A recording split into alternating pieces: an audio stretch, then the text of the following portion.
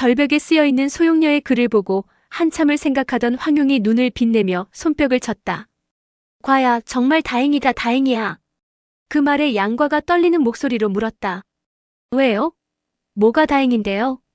용낭자가 남의 신이를 만난 게 틀림없다. 양과는 황용의 말이 무슨 뜻인지 몰라 의아한 표정을 지었다. 남의 신이가 누군데요? 남의 신이는 불교의 성인으로 불리는 분이시다. 불법과 무공이 신의 경지에 이른 분이지. 중원에 나오는 법이 거의 없기 때문에 그분의 이름을 아는 사람이 없단다.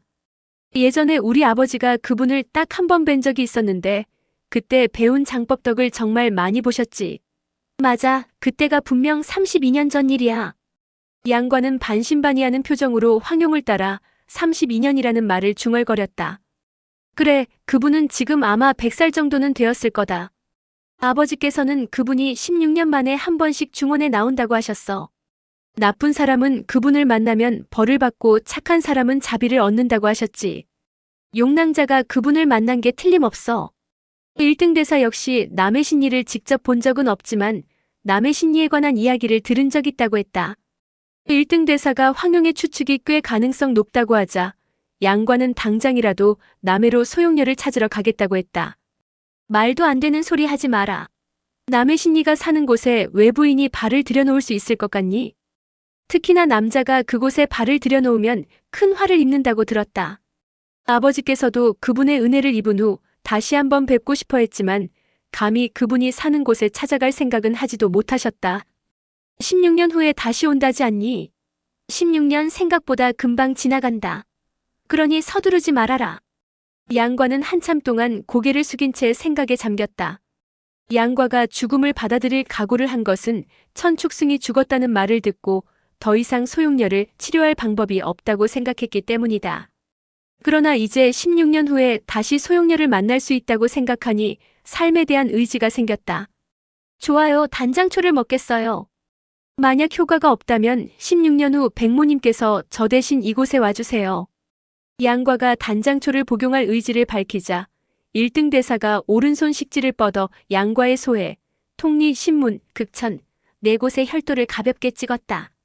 그러자 즉시 따뜻한 기운이 네 곳의 혈도에서 가슴으로 모이는가 싶더니 답답하던 가슴이 뚫리는 듯했다. 정화독의 발작은 감정과 밀접한 관계가 있다. 달리 말해 심장과 관계가 있다는 말이지. 단장초에 해독 기능이 있다면 그 역시 가슴과 관계가 깊을 것이다. 내가 혈을 찍은 것은 신맥을 보호하기 위해서다. 이제 단장초를 먹어보아라. 그 말에 양과는 허리를 숙여 감사를 표하고는 단장초를 조금 집어 입에 넣고 천천히 씹었다. 말로 표현할 수 없는 악취와 함께 쓴맛이 느껴졌다.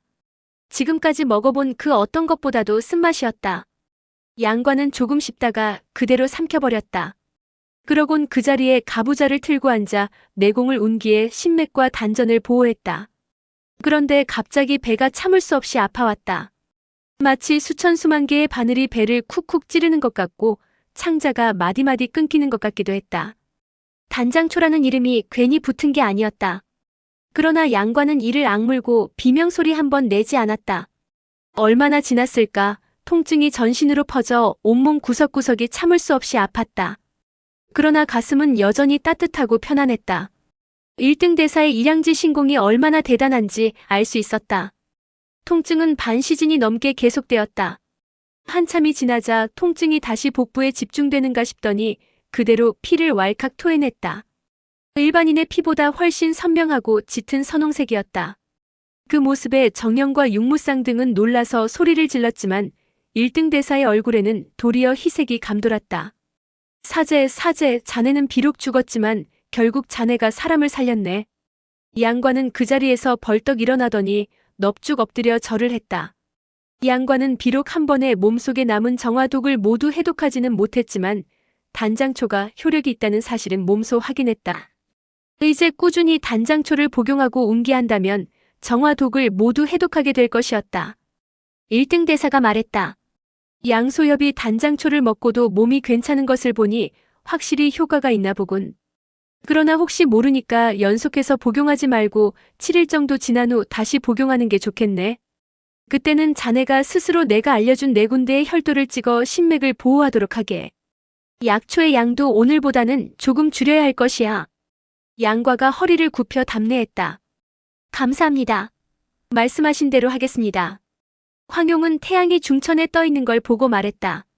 양양을 떠난 지 너무 오래되었습니다. 상황이 어떻게 돌아가고 있는지 모르겠군요. 이제는 그만 가봐야 할 것 같습니다. 과야, 너도 함께 양양으로 가자. 백부께서 널 많이 보고 싶어 하신다. 그러나 양과는 황용과 함께 양양으로 가는 대신 이곳에 남아 소용렬을 기다리겠다고 말했다. 그리고 정령과 육무쌍 역시 남아서 양과가 완전히 회복하는 모습을 보고 떠나겠다고 했다. 사매와 육랑자가 과를 돌봐준다니 안심하고 떠나도 되겠군요. 과의 독이 모두 없어지고 나면 과와 함께 양양으로 오세요. 그러곤 일행을 데리고 길을 떠났다. 양과 정령, 육무쌍 세 사람은 황용 일행이 점점 멀어져 완전히 보이지 않을 때까지 그 자리에 서서 전송했다. 맹렬히 타오르던 불길도 이제는 거의 잦아들었다. 남은 세 사람은 양과의 제안으로 의남매를 맺었고 절정곡에 뿌리 내린 정화나무를 모조리 태워 없애버렸다. 그 후 양과는 일주일마다 조금씩 단장초를 복용하며 체내에 쌓인 정화독을 해독했다. 그러던 어느 날 양과가 육무쌍에게 말했다. 육누이, 따지고 보면 너와 난 같은 문파 사람이야. 그래서 이곳에 머무는 동안 내가 너한테 옥녀심경을 전수해주고 싶은데 어때? 뜻밖의 제안에 육무쌍은 뛸 듯이 기뻐했다. 정령과 육무쌍 두 사람과 함께 지내는 동안 양과는 줄곧 진심으로 자신을 아껴주는 그녀들에게 감사하고 있었다. 양과는 두 사람에게 뭔가 보답하고 싶었으나 딱히 해줄 게 없어 내심 안타까워하고 있었다. 그러다 두 사람이 무공 수련하는 모습을 지켜본 양과는 육무쌍에게 무공을 전수해줘야겠다고 생각했다. 정령은 자질도 뛰어난 데다 황약사라는 좋은 스승을 만나 잘 배웠기에 앞으로 수련을 계속하면 훌륭한 고수가 될 수 있을 것 같았다. 그에 비해 육무쌍은 무공의 기초가 너무 허술해 보였다. 그래서 육무쌍에게 옥녀심경을 전수해주기로 한 것이다. 다행히 육무쌍이 이막수에게 배운 무공도 고묘파에 뿌리를 둔 것이었기에 이해하는데 어려움은 없었다. 그렇게 한 달여가 되자 육무쌍은 옥녀심경의 구결을 모두 외울 수 있었다. 이제 무공을 대성하고 말고는 그녀 자신에게 달린 문제였다. 옥녀심경을 익힌 후 육무쌍의 무공은 하루가 다르게 성장했다. 그러던 어느 날 아침 정령과 육무쌍은 아침 식사를 준비해놓고 양과를 불렀다. 그러나 아무리 기다려도 양과가 오지 않자 이상히 여긴 두 사람은 양과가 기거하는 동굴에 가보았다. 그랬더니 양과는 보이지 않고 땅바닥에 다음과 같은 글만 쓰여 있었다. 언젠가 다시 만날 날이 있을 테니 잠시의 이별을 너무 서운해하지 말아라. 오누이의 정은 해와 달처럼 희디이다. 정령과 육무쌍은 한참 동안 아무 말도 하지 못하고 멍하니 서 있었다. 마침내 떠나고 말았군요. 두 사람은 산등성이로 뛰어 올라가 사방을 살폈으나 보이는 건 구름과 안개뿐이었다. 절정곡을 떠난 양과는 정처 없이 강호를 떠돌며 몇 달을 보냈다. 어느덧 양양 근처에까지 다다랐다. 전에 몽골군에 의해 불에 타 폐허가 되었던 지역이 지금은 인가가 들어서 있었다. 최근 몇 개월 동안 몽골군의 침략이 없었던 모양이었다. 양과는 곽정이 보고 싶었으나 곽부를 만나고 싶지는 않았다. 수리형을 못 본 지가 오래되었군. 한번 가봐야겠다. 양과는 독고구패의 거처를 찾아가 길게 휘파람을 불었다. 그러자 얼마 지나지 않아 신조의 우는 소리가 들려왔다. 고개를 들어 살펴보니 저쪽 큰 나무 밑에서 신조가 두 발로 승냥이의 목을 누르고 있었다. 양과를 본 신조는 승냥이의 목을 놓아주고 성큼성큼 다가왔다. 구사일생으로 살아난 승냥이는 꼬리를 감추며 숲을 속으로 도망갔다. 양과는 신조의 목을 끌어안고 볼을 비볐다. 참으로 친근한 모습이었다. 양과와 신조는 동굴로 들어갔다. 신조와 헤어진 후 수개월 동안 참으로 많은 일을 겪었다. 양과는 그동안의 슬픔과 기쁨, 만남과 이별을 털어놓지 못하는 게 못내 아쉬웠다. 양과는 숲속에서 신조를 벗삼아 지냈다. 어느 날 무료해진 양과는 독고구패가 검을 놓아둔 절벽 앞에 이르렀다. 독고 선배의 준검은 과연 천하에 적수가 없다고 해도 과언이 아니었다. 그런데 독고 선배가 남긴 글에는 목검이 준검을 이긴다고 했지. 그리고 마지막에는 검을 사용하지 않고도 목검을 이길 수 있다고 했어. 어차피 용의를 만나려면 16년이라는 세월을 기다려야 하니 그동안 독고 선배의 말에 따라 무공을 더 수련해야겠다. 양과는 굵은 나뭇가지를 깎고 다듬어 목검을 만들었다. 그날부터 양과는 밤낮으로 검술 연마에 정진했다. 큰 비가 내릴 때면 어김없이 폭포가 있는 곳으로 가서 물속에서 검술을 연마하며 힘을 길렀다. 이렇게 여름이 가고 가을이 오고 또 가을이 지나고 겨울이 왔다. 그런데 아무리 열심히 무공을 연마해도 내공이나 검술에 별 진전을 얻지 못했다. 애초에 양과의 무공이 워낙 고강했기 때문에 그 상태에서 무공을 더 향상시킨다는 게 쉽지 않은 일이었다. 그러나 양과는 결코 조급해하지 않고 꾸준히 무공을 연마했다. 눈이 많이 내리던 어느 날 신조가 날개를 휘둘러 강풍을 일으키며 내리는 눈발을 막았다. 그 모습을 본 양과는 문득 좋은 생각이 떠올랐다. 겨울에는 비가 내리지 않아 폭포 속에서 무공을 수련할 수 없었는데 이제 보니 눈 속에서 검술을 수련하는 것도 좋은 방법이겠군. 신조의 날갯짓이 갈수록 강해졌다. 엄청나게 많은 눈이 내리는데도 신조의 몸에는 전혀 닿지 않았다. 흥이 난 양과는 눈밭에 서서 목검을 휘두르기 시작했다. 옷소매가 펄럭였고 옷소매와 검이 일으키는 바람으로 눈발을 막아냈다. 이렇게 반나절 동안 검을 휘두르고 나니 검과 옷소매를 휘두르는 힘이 크게 강해졌다. 눈은 3일 연속으로 내렸고 그동안 양과는 매일 검술을 수련했다. 3일째 되던 날 오후 눈이 더 많이 내렸다. 양과가 여느 날처럼 내리는 눈을 응시하며 검을 휘두르고 있는데 갑자기 신조가 다가오더니 날개를 펼쳐 양과를 공격했다. 뜻밖의 공격에 양과는 하마터면 날개에 맞을 뻔했으나 순발력 있게 뒤로 물러나 겨우 피했다. 전에도 날개로 나를 공격해 무공 수련을 시켰지. 이번에도 나를 훈련시키려는 모양이군. 양과의 예상대로 신조는 그를 훈련시켰다. 양과가 목검을 휘두르며 신조를 공격했으나 양과의 목검은 신조의 날개와 부딪힐 때마다 그대로 두동강이 났다. 그럴 때마다 신조는 더 이상 공격하지 않고 그 자리에 서서 낮게 울어댔다. 마치 양과를 질책하는 듯한 모습이었다.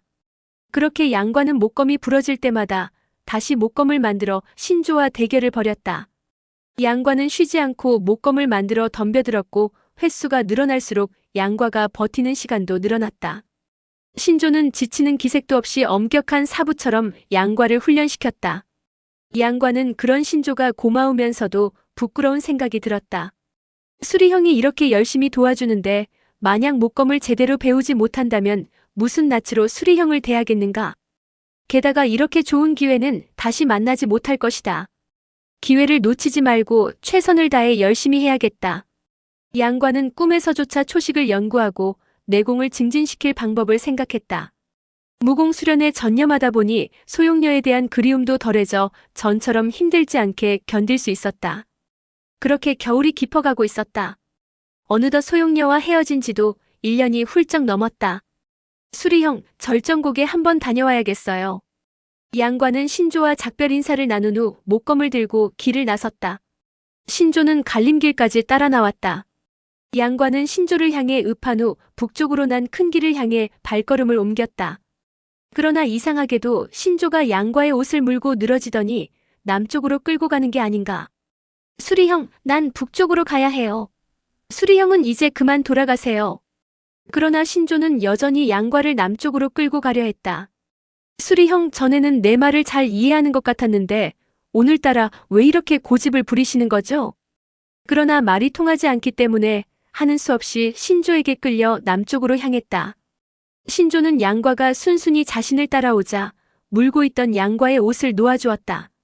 그러나 양과가 북쪽으로 방향을 틀기만 하면 곧장 옷을 물고 놓아주지 않았다. 수리형이 기어이 나를 남쪽으로 데려가려고 할 때는 반드시 이유가 있을 거야. 일단 수리형이 가는 대로 따라가 보자. 양과는 절정곡에 가려던 생각을 잠시 접고 신조를 따라 동남쪽을 향해 걸었다. 그렇게 양과가 신조를 따라 나선 지 2달여가 지났을 때 그들은 동해의 한 바닷가에 도착했다. 양과는 해변가의 바위 위에 올라서서 먼 바다를 바라보았다. 파도가 넘실대는 바다를 바라보고 있으려니 마음속에 만감이 교차했다. 그때 멀리서 우르릉 우르릉 하는 소리가 끊임없이 들려왔다. 양과는 어릴 때 도화도에 살았기 때문에 밀물이 밀려들 때 이런 소리가 난다는 걸 잘 알고 있었다. 매일 자시와 옷이 2차례 만조가 되는데 지금이 마침 그 시간이었다. 밀물이 밀려드는 소리가 갈수록 크게 들리더니 마치 수만 마리의 말들이 동시에 달리는 듯한 소리가 났다. 멀리서 조수가 밀려드는 모습이 마치 흰 선이 해안을 향해 급히 다가오는 것처럼 보였다. 그 모습이 얼마나 장관인지 이를 바라보던 양과는 대자연의 위력에 입을 다물지 못했다. 순식간에 양과가 있는 곳까지 물이 차올랐다. 머지않아 양과가 서 있는 바위마저도 물에 잠길 것 같았다. 양과는 훌쩍 뛰어 뒤로 물러났다. 그러나 뛰는 순간 강한 힘이 등을 밀어냈다. 신조가 날개로 내친 것이었다. 양과는 몸이 허공에 떠 있는 상태인지라 달리 방법이 없어 날개에 밀려 물속에 떨어졌다.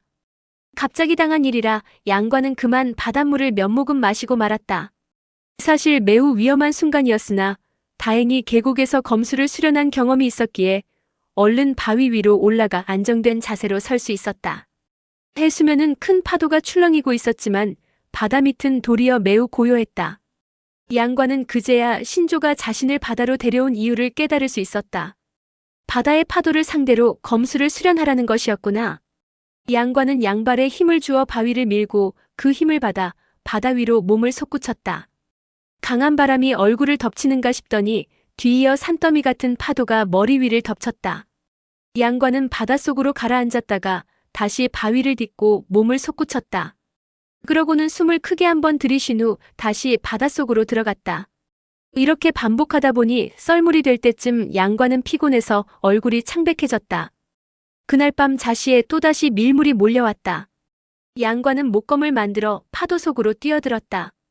단순히 위에서 아래로 흐르던 계곡물과 달리 파도의 힘은 사방팔방에서 양과를 향해 밀어닥쳤다. 양과는 파도를 상대로 정신없이 검을 휘둘렀다. 파도를 이겨내지 못할 것 같으면 잠시 바다 밑으로 들어가 숨을 돌리곤 했다. 이렇게 매일 2차례씩 한 달여를 연습하고 나자 내공이 크게 강해졌다. 이제는 평지에서 목검을 휘두르면 그 위력이 대단했다. 신조를 상대로 검수를 수련할 때도 전과 달리 양과가 신조의 날개를 피하는 게 아니라 신조가 양과의 검을 정면으로 받아내지 못하고 옆으로 피해 다녔다. 하루는 양과가 신조를 상대로 검수를 수련하다가 흥이 난 나머지 미처 힘을 거두지 못하고 있는 힘껏 신조의 날개를 쳤다. 신조가 큰 소리를 지르며 피하자 양과의 목검이 옆에 있던 작은 나무를 치게 되었다. 목검이 부러지는 건 당연했지만 놀랍게도 나무 역시 부러졌다. 놀랍군. 이렇게 가볍고 얇은 목검으로 나무를 부러뜨리다니. 이대로 계속해서 수련하면 언젠가는 검은 부러지지 않고 나무만 부러지는 날이 오겠지. 그렇게 되면 독고구패 선배의 수준에 조금 더 가까워지겠지. 그렇게 세월은 물같이 흘러 어느덧 봄이 가고 여름이 가고 가을이 왔다. 양과는 날마다 밀물때가 되면 파도를 상대로 검수를 수련했다. 밤이나 낮이나 비가 오나 눈이 오나 수련을 게을리하지 않았다. 목검을 휘두를 때 나는 소리가 갈수록 커져 우레와 같은 소리가 나더니 나중에는 소리가 점점 가벼워졌고 결국에는 아무리 힘있게 검을 휘둘러도 아무런 소리도 나지 않게 되었다. 또 몇 개월이 지나갔다. 검을 휘두를 때 나는 소리가 한동안 커졌다가 한동안 작아졌다를 몇 차례 반복했다. 이 주기가 7번 반복되고 나니 마침내 소리를 내고 싶으면 소리가 나고 내고 싶지 않으면 나지 않도록 조절할 수 있었다. 어느덧 바닷가에 와서 무공을 수련한 지 6년이 지났다. 이제 양과는 손에 목검을 들고 파도에 맞서 휘두르면 검이 일으키는 질풍이 거친 파도의 힘을 거뜬히 이겨낼 수 있을 정도가 되었다. 양과는 이제 독고구패의 심정을 이해할 수 있을 것 같았다. 이제 내 검은 천하무적이라 해도 과언이 아닐 정도다. 그런데 오히려 허무하고 적막하구나. 이제 독고구패가 검을 묻고 산속의 은거한 심정을 조금은 이해할 수 있겠다. 만약 그때 수리 형이 독고구패 선배의 무공을 내게 전수해주지 않았다면 어찌 지금의 내가 있을 수 있겠는가? 수리 형이라고 부르고 있지만 실은 내 스승인 셈이다.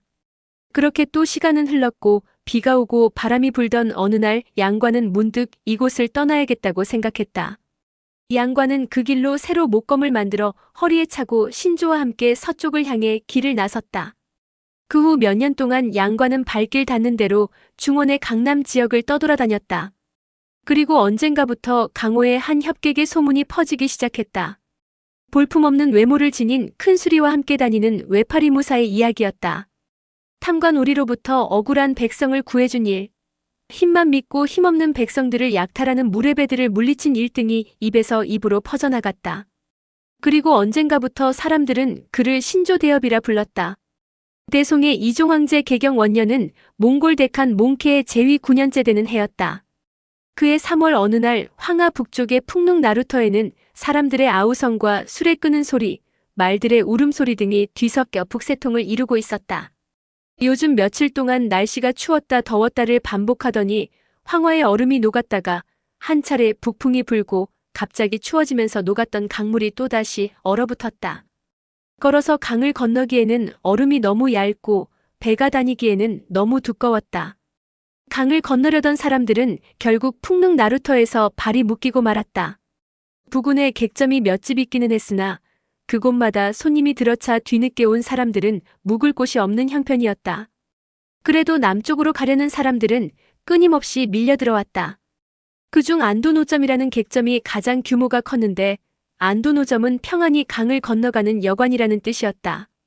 이 객점에는 큼직큼직한 방이 여럿 있었기 때문에 묵을 곳을 찾지 못한 손님들이 모두 이 집으로 몰려들었다. 객점 주인은 손님들에게 양해를 구하며 방마다 대여섯 명씩 밀어 넣었다. 그러나 밤늦게 도착한 20여 명은 그나마도 방이 없어서 식당에 둘러앉아 밤을 새는 수밖에 없었다. 점원이 가운데 있는 식탁과 의자를 치우고 불을 피웠다. 밖에는 여전히 매서운 북풍과 함께 눈발이 날렸다. 문틈으로 들어오는 바람 때문에 불길이 꺼질 듯 사그라졌다가 다시 피어오르곤 했다. 지금으로 봐서는 내일도 강을 건널 수 없을 것 같았다. 모두들 걱정스러운 표정이었다. 날이 어두워지면서 눈발이 더욱 거세게 날렸다. 그때 밖에서 말발굽 소리가 들리더니 세 필의 말이 객점 앞에 멈춰섰다. 식당에서 불을 쬐고 있던 손님들 중 한 노인이 이마를 찌푸렸다. 또 손님이 온 모양이군. 주인장, 넓고 깨끗한 방 2개만 주세요. 젊은 여자의 목소리였다. 죄송합니다. 방마다 손님들로 가득 차서 남은 방이 없습니다. 좋아요, 그럼 1개만 빌리기로 하지요. 정말 죄송하지만 손님이 많아서 1개도 어렵겠습니다. 주인의 말에 젊은 여자는 허공에다 대고 말채찍을 휘둘렀다. 객점에 방이 없다는 게 말이 돼요? 돈은 달라는 대로 드릴 테니 있는 손님을 내보내서라도 방을 비워주세요. 여자는 단호하게 말하며 빠른 걸음으로 식당에 들어섰다. 그 여자가 들어서자 식당 안이 금세 환해지는 것 같았다. 30살 정도 되어 보이는 아름다운 여자였다. 담비 가죽옷 위에 남색 비단옷을 걸친 모습이 무척 화려했다. 그 뒤에 남녀 2명이 따라 들어왔는데 둘 다 16살 정도 되어 보였다. 남자는 눈썹이 짙고 눈이 커다란 건장한 소년이었고 여자는 청아하고 아름다운 소녀였다. 소녀는 목에 진주 목걸이를 하고 있었는데 그 왕구슬만한 진주알이 빛을 발했다. 두 사람은 모두 고귀해 보이는 연녹색의 비단옷을 입고 있었다. 여자의 건방진 태도에 한마디 하려던 사람들도 아름답고 화려한 이들의 차림새에 기가 죽어 아무 말도 하지 못했다. 주인이 굽실대며 사정했다. 젊은 마님, 사정 좀 봐주십시오. 이분들도 모두 방이 없어서 여기 이러고 계십니다. 정이 묵으실 곳이 없으면 세 분도 이분들과 함께 하룻밤을 보내시는 수밖에 없습니다. 하루만 참으시면 내일은 날씨가 풀려 능히 강을 건널 수 있을 겁니다. 객점 주인의 공손한 말에 여자는 이마를 찡그린 채 아무 말도 하지 않았다. 눈앞의 상황이 그러하니 어쩔 수가 없었다. 불 곁에 앉아있던 한 부인이 옆으로 비켜 앉으며 말했다. 추울 텐데 우선 이리 앉아서 불을 좀 쬐시구려. 고맙습니다. 여자가 마지못해 고개를 끄덕였다. 모두들 조금씩 붙어 앉아 세 사람을 위해 자리를 마련해 주었다. 잠시 후 점원이 세 사람 앞에 작은 탁자를 놓더니 상을 차려주었다. 자리는 옹색했지만 술과 음식만은 풍성했다. 여자는 주량이 꽤 센 듯 연신 술잔을 비웠다. 나머지 두 사람도 술을 2잔씩 마셨다. 서로를 부르는 호칭으로 보아 남매지간인 모양이었다. 밖에서는 여전히 매서운 바람 소리가 들려왔다. 모두들 너무 추워서인지 물 옆에 앉아 일어날 줄 몰랐다. 산서 지역 사투리를 쓰는 남자가 날씨가 춥다며 투덜거렸다. 그러자 호북 억양을 쓰는 남자가 대답했다. 불평하지 마시오. 그래도 다행히 불도 쬐 수 있고 먹을 것도 있으니 충분히 견딜 수 있지 않소. 양양성이 몽골 놈들한테 포위당했을 때를 생각하면 아무리 힘든 상황에 처해도 그저 고마울 따름이오. 양양성이라는 말에 여자가 동생들을 힐끗 바라보았다. 공동 억양을 쓰는 남자가 물었다. 몽골 놈들한테 포위당했을 때 상황이 어땠소? 몽골 놈들이 잔인하고 포악한 건 모두들 다 아실 테지요? 그해 10만 넘는 몽골군이 양양성을 포위했지요. 당시 성을 지키던 여대인이 무능해서 양양성이 위기에 빠졌는데 다행히 곽대엽 부부가 계셔서 양양성을 지킬 수 있었소. 곽대엽이라는 말에 여자와 동생들은 서로를 마주보았다. 그 남자는 곽정과 황용을 마치 신이라도 되는 양 과장해 가며 흥미진진하게 당시 상황을 설명했다. 곽정과 황용을 칭찬하던 사람들의 관심은 자연히 조정으로 향했다. 그러자 여기저기에서 한숨 소리가 들려왔다. 광동 말투를 쓰는 남자가 입에 거품을 물며 말했다. 조정에는 간신들이 득세의 부귀영화를 누리고 충신들은 억울하게 죽어가고 있으니 안타깝기 짝이 없습니다. 그런 간신놈들 때문에 나라가 망하고 있지 않소. 조정에 개새끼가 3마리 있는데 그중 1마리가 바로 정대전 아닙니까? 한쪽에서 묵묵히 듣기만 하던 한 소년이 맞장구를 쳤다. 맞습니다. 정대전, 진대방 그리고 호대창이 바로 간신들의 우두머리 아니겠습니까? 이만 사람들은 그놈들 이름의 가운데자인 대자의 점 하나를 더 찍어 견자로 쓰고 있습니다. 정견전, 정경방, 호견창 이렇게 말입니다. 그러니 개 같은 놈들이 맞지요. 소년의 말에 모두들 웃음을 터뜨렸다. 자연스럽게 사람들의 관심은 진대방의 목을 벤 협객 이야기로 옮겨갔다. 광동 사람이 물었다. 대체 그 영웅 대엽이 누구란 말입니까? 대엽의 이름은 저도 모릅니다. 다만 특이한 것은 오른팔이 없다는 겁니다. 그리고 말을 타고 또 한 필의 말을 끌고 가는데 거기에는 생김새가 괴이한 커다란 수리가 타고 있었어요. 그러자 누군가가 큰 소리로 끼어들었다. 맞습니다. 그분이 바로 강호에서 유명한 신조엽입니다. 그러자 사천 사람이 물었다. 신조엽이라고요? 그렇습니다. 그분은 용맹하고 의로우며 약한 사람을 도와주기로 유명합니다. 절대 자기 이름을 밝히는 법이 없답니다. 항상 수리를 데리고 다니기 때문에 사람들은 그냥 신조엽이라고 부르지요.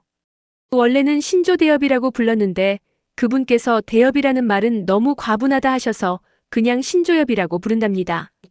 사실 그분의 정의로운 행적으로 봐서는 대엽이라는 말이 전혀 과분하지 않지요. 그분이 대엽이 아니면 누가 대엽이겠습니까? 그러자 뒤늦게 들어온 미모의 여자가 갑자기 코웃음을 쳤다. 너도 나도 대엽이면 대엽이 아닌 사람이 없겠군. 여자의 말에 사천 남자가 굳은 표정으로 반박했다. 뉘신지는 모르나 그런 말씀 마십시오. 그분은 충신이 억울하게 간신의 모함을 받고 죽었다는 말에 위험을 무릅쓰고 진대방의 목을 베었소. 그 정도면 대엽이라 할 만하지 않소? 미모의 여자가 막 코웃음을 치며 뭐라 반박하려는 순간 그녀의 여동생이 입을 열었다. 언니, 제가 듣기에도 영웅 대엽이라 불릴 만하네요. 그 목소리가 어찌나 맑고 청아한지 사람들은 듣기만 해도 마음이 편안해졌다. 네가 뭘 안다고 나서니? 미모의 여자는 동생에게 핀잔을 준 후 사천 사람을 향해 말했다. 당시 상황에 대해 어찌 그리 상세히 알고 계십니까? 자고로 강호에 떠도는 소문 중 10중 8구는 믿을 게 못 됩니다. 그 말에 사천 사람은 잠시 머뭇거리더니 곧 정색을 하고 말했다. 제 성은 왕씨입니다. 간신 역적 진대방의 모함으로 억울하게 돌아가신 왕유충 장군이 바로 제 아버지십니다. 진대방은 화근을 없애기 위해 우리 집안 사람들을 몰살했죠. 당시 군관이었던 저 또한 진대방이 보낸 군사들에게 잡혀 죽을 운명이었습니다. 그때 신조대엽께서 제 목숨을 살려주셨습니다. 전 지금 죄인의 신분으로 쫓기고 있습니다. 제 목에는 포상금도 걸려있죠. 그러니 함부로 나서서는 안 되지만 죽는 것이 두려워 제 목숨을 살려주신 은인의 명예가 더럽혀지는 걸 그냥 두고 볼 수만은 없군요. 뜻밖의 말을 듣고 모두들 잠시 동안 멍해 있었다. 광동 말투를 쓰는 남자가 엄지손가락을 치켜세우며 큰 소리로 말했다. 역시 사내대장부이십니다. 누구든지 왕형을 관해 신고하는 자가 있다면 내가 가만두지 않겠습니다. 모두들 고개를 끄덕이며 맞장구를 쳤다. 그러자 미모의 여자도 더 이상은 반박할 말이 없는지 입을 다물었다. 그녀의 여동생은 타올랐다 사그라지는 불꽃을 넋이 나간 듯 바라보다가 혼잣말처럼 중얼거렸다. 신조대엽, 신조대엽. 그러다 문득 고개를 돌려 왕장군의 아들을 바라보며 물었다. 왕대숙 신조대엽이라는 분은 무공이 그렇게 강하다면서 어쩌다 팔을 잃게 되셨을까요? 소녀의 말에 미모의 여자는 안색이 확 바뀌더니 입술이 가늘게 떨렸다. 마치 하고 싶은 말이 있으나 억지로 눌러 참는 것 같았다. 왕장군의 아들이 고개를 가로저으며 말했다. 그분의 조남도 묻질 못했는데 그런 걸 어떻게 알겠습니까? 미모의 여자가 비웃듯 말했다. 당연히 모르시겠지. 그러는 사이 임안에서 온 남자가 신조대엽이 또 다른 간신인 정대전을 혼내준 이야기를 꺼냈다. 왕장군의 아들이 웃으며 말했다. 무슨 말씀이십니까? 자세히 좀 이야기해보세요. 그러자 모두들 호기심 어린 눈길로 그 사내를 바라보았고 그는 어떻게 신조대엽과 함께 정대전을 혼내줬는지 이야기 보따리를 풀어놓았다. 주상께서 유능하시면 감히 간신들이 날뛰지 못할 텐데 진해가 없어지니 한탁주가 날뛰고 한탁주가 없어지니 사마원이 나타났고 사마원이 없어지니 이제 정대전이 나라를 다 갉아먹고 있습니다. 게다가 요즘에는 가사도라는 자가 득세를 하고 있으니 실로 걱정이 아닐 수 없습니다. 간신들이 권력을 잡고 있으니 나라를 어찌 지킨단 말입니까? 신조대엽 같은 분이 재상에 오르셔야 몽골 놈들을 몰아내고 천하를 태평하게 만들 수 있습니다. 사내의 말에 미모의 여자가 또 빈정거렸다. 그 사람이 재상직에 어울리기나 하나? 그러자 사내가 화를 버럭 냈다. 그럼 당신은 어울린다고 생각하시오? 여자도 지지 않고 말을 받았다. 당신이 뭔데 나한테 소리를 질러요? 여자는 사내가 손에 불쏘시개를 들고 있는 걸 보고는 바닥에 쌓여있던 장작 하나를 집어들더니 그 불쏘시개를 내리쳤다. 그러자 불쏘시개가 튕겨나가 모닥불 위로 떨어지면서 불똥이 사방으로 튀었다. 그 모습에 모두들 깜짝 놀랐다. 갑작스러운 공격에 사내는 팔뿐만 아니라 온몸이 마비되는 것 같았다. 튕겨오른 불길에 수염이 그을어 냄새가 났다. 사내는 화가 치밀었지만 여자의 무공이 상당히 고강한 것을 보고 섣불리 나서지 못했다. 그는 불에 그을린 수염을 몇 차례 쓰다듬으며 불평하듯 중얼거렸다. 신조대엽을 못 만나서 그렇지 그를 보기만 하면 그런 소리는 하지도 못할걸. 그러고는 술맛이 떨어진 모양인지 다시는 술도 마시지 않았다. 여동생이 눈살을 찌푸리며 말했다. 언니, 왜 그렇게 화를 내는 거예요? 여동생은 사내를 향해 웃음을 지으며 언니 대신 사과했다. 아저씨, 죄송해요. 우리 언니가 성질이 급해서 그래요. 억지로 화를 눌러 참고 있던 사내는 예쁜 소녀가 미소를 짓자 화가 다소 풀리는 듯 했다. 사내는 미소로 답례하며 다시 한번 세 사람을 살폈다. 그때 소녀가 다시 물었다. 아저씨는 어떻게 신조대엽을 알게 됐나요? 신조대엽이라는 분은 나이가 어떻게 되나요? 신조라는 그 수리는 어떻게 생겼어요? 사내는 대답하고 싶었으나 또 무슨 날벼락이 떨어질지 걱정되어서 망설이는 눈초리로 미모의 여자를 힐끗 바라보았다. 미모의 여자는 아랑곳하지 않고 거만하게 앉아 있었다. 괜찮아요. 언니를 직접 건드리지만 않으면 돼요. 그래도 선뜻 대답하지 못하자 소녀가 언니를 바라보며 말했다. 언니, 그 신조라는 수리와 우리 수리를 비교하면 어떨까요? 이 세상에 우리 수리들이랑 비교할 수 있는 새는 없어. 꼭 그렇지는 않아요. 아버지께서 늘 말씀하셨죠. 뛰는 사람 위에 나는 사람 있다고 말이에요. 그건 절대로 자만하면 안 된다는 말씀인데 그 진리가 어디 사람뿐이겠어요? 짐승도 마찬가지겠죠. 그러자 미모의 여자가 짜증을 냈다. 조그만 게 뭘 안다고 자꾸 나서니? 집 떠날 때 부모님께서 이 언니 말을 잘 들으라 하셨던 말씀 벌써 잊었어? 그건 언니 말이 옳았을 경우만 해당하죠. 예, 네 생각엔 내 말이 맞니? 아니면 언니 말이 맞니? 소녀는 남동생을 바라보며 물었다. 잠시 망설이던 소년이 대답했다. 글쎄, 난 잘 모르겠는걸. 어쨌든 아버지께서 누나 말을 잘 들으라고 하셨잖아. 특히 절대 말대꾸하지 말라고 당부하셨던 건 기억해. 큰 누나인 미모의 여자가 의기양양한 표정으로 소녀를 바라보며 말했다. 들었지? 소녀는 동생이 언니 편을 들어도 화를 내거나 하지 않고 도리어 미소를 지었다. 그렇다면 할 수 없이 관둬야겠군. 그러더니 다시 사내 쪽을 향해 고개를 돌리며 말했다. 아저씨, 신조대업 이야기를 더 들려주세요. 그러면서 소녀는 술병을 들어 사내의 잔에 술을 따라주었다. 그러고는 점원을 불렀다.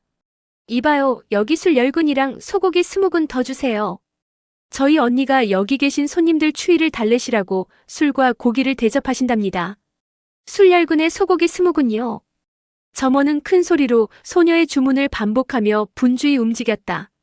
그러자 모두들 흥에 겨워 활짝 웃었다. 잠시 후 점원 셋이 술과 고기를 가져왔다.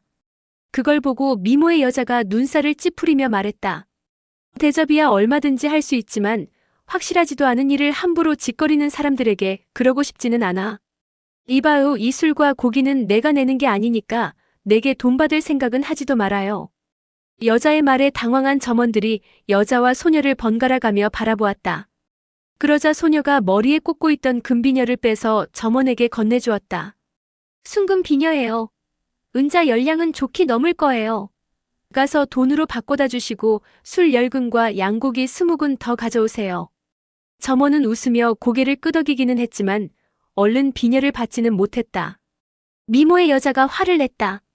너 지금 정신이 있는 거니? 비녀 끝에 박힌 진주만 해도 은자 100냥이 넘는 값진 물건이잖아. 주배부님께 졸라서 기어이 가질 때는 언제고 그렇게 함부로 써서 되겠어? 양양으로 돌아가서 어머니가 물으시면 뭐라고 대답할래? 길에서 잃어버렸다고 하지 뭐.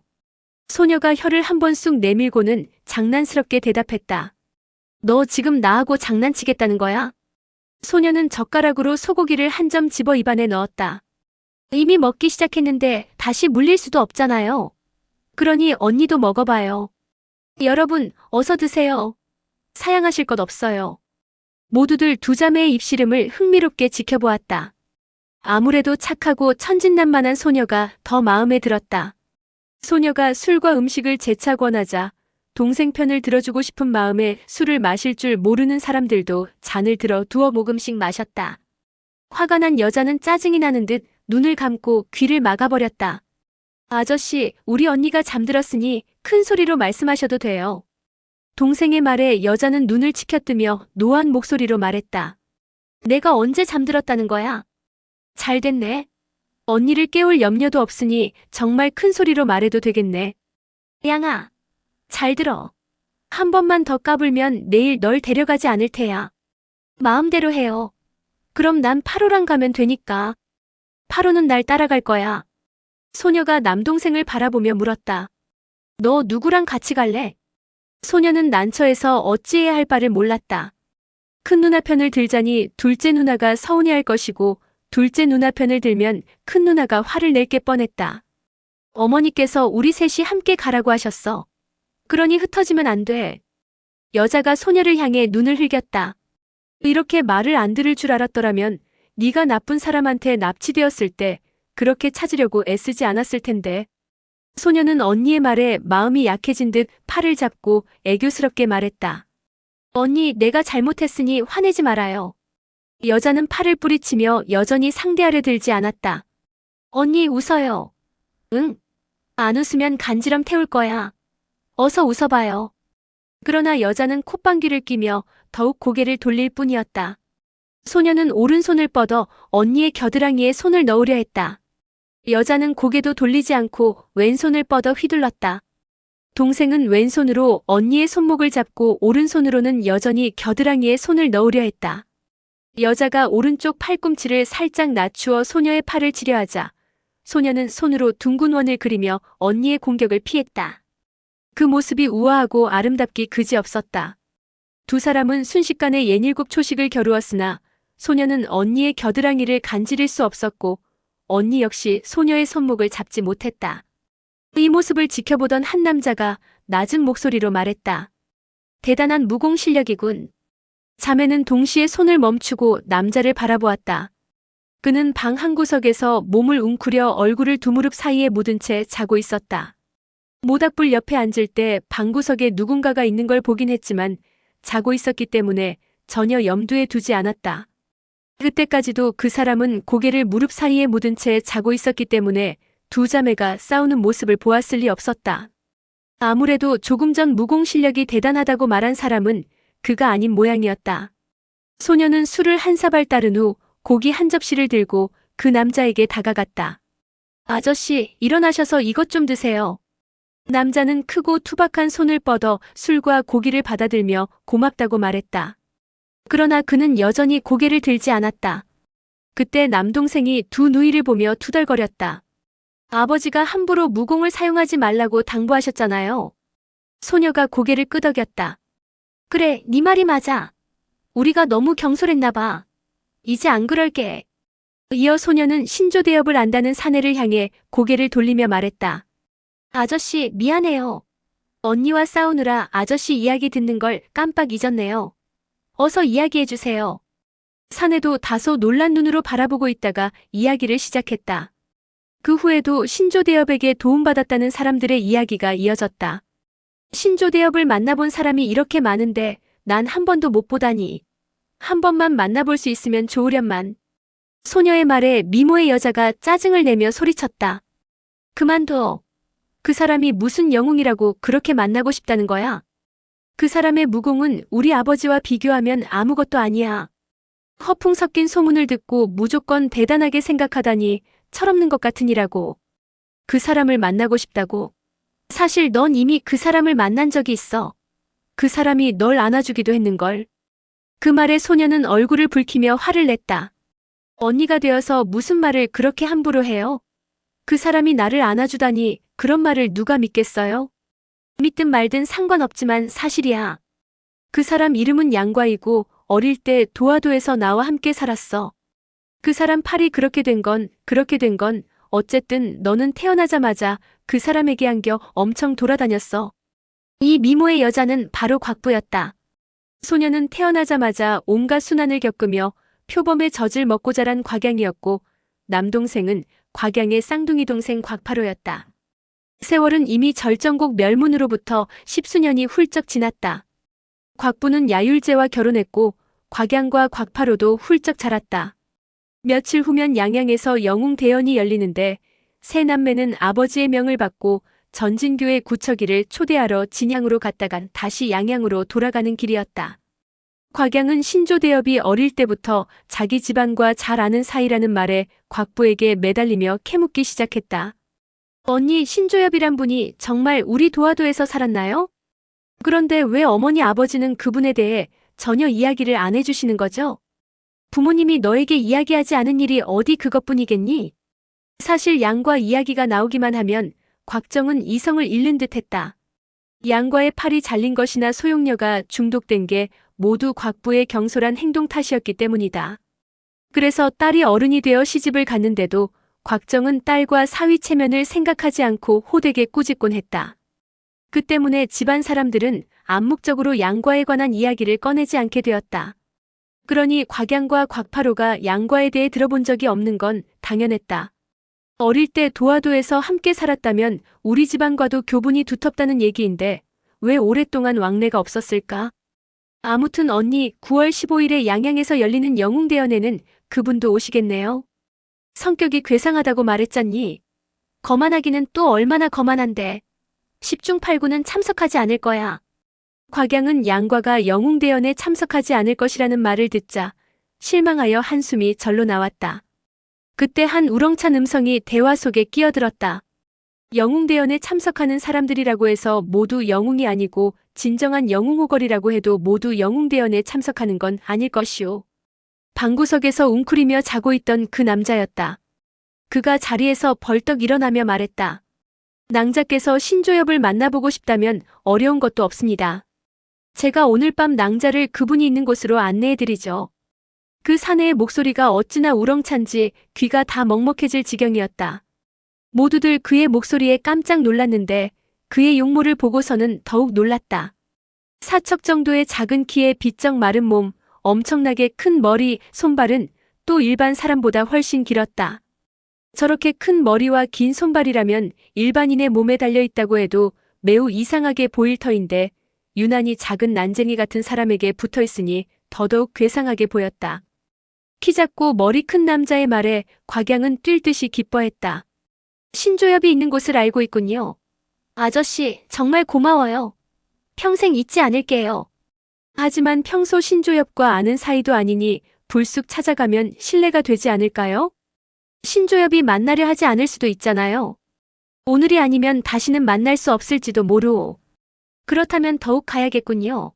좋아요. 아저씨 얼굴을 봐서 절 만나줄지도 모르겠네요. 곽양은 신이 나서 싱글벙글 미소를 지었다. 곽부가 자리에서 일어나 키 작고 머리 큰 남자에게 다가갔다. 그녀는 냉랭한 어조로 물었다. 실례지만 조남이 어찌 되시는지요? 남자는 쳐다보지도 않고 대답했다. 나는 이름이 필요 없는 사람이라오. 천하에 나같이 외모가 괴상한 사람이 또 있겠소? 내가 누구인지 모르겠으면 돌아가서 당신 부모님께 물어보시오. 당신 부모님께서는 나라와 백성을 위해 몸을 아끼지 않는 분인지라 내 평소 존경해왔으니 오늘 세 분을 만난 것도 영광으로 생각하겠소. 그리고 당신은 밝고 심성이 고운 데다 사람들에게 술과 고기까지 사주니 도와주고 싶은 생각이 들어 말한 것이오. 바로 그때였다. 멀리서 바람에 실려 들릴 듯 말 듯한 가는 목소리가 들려왔다.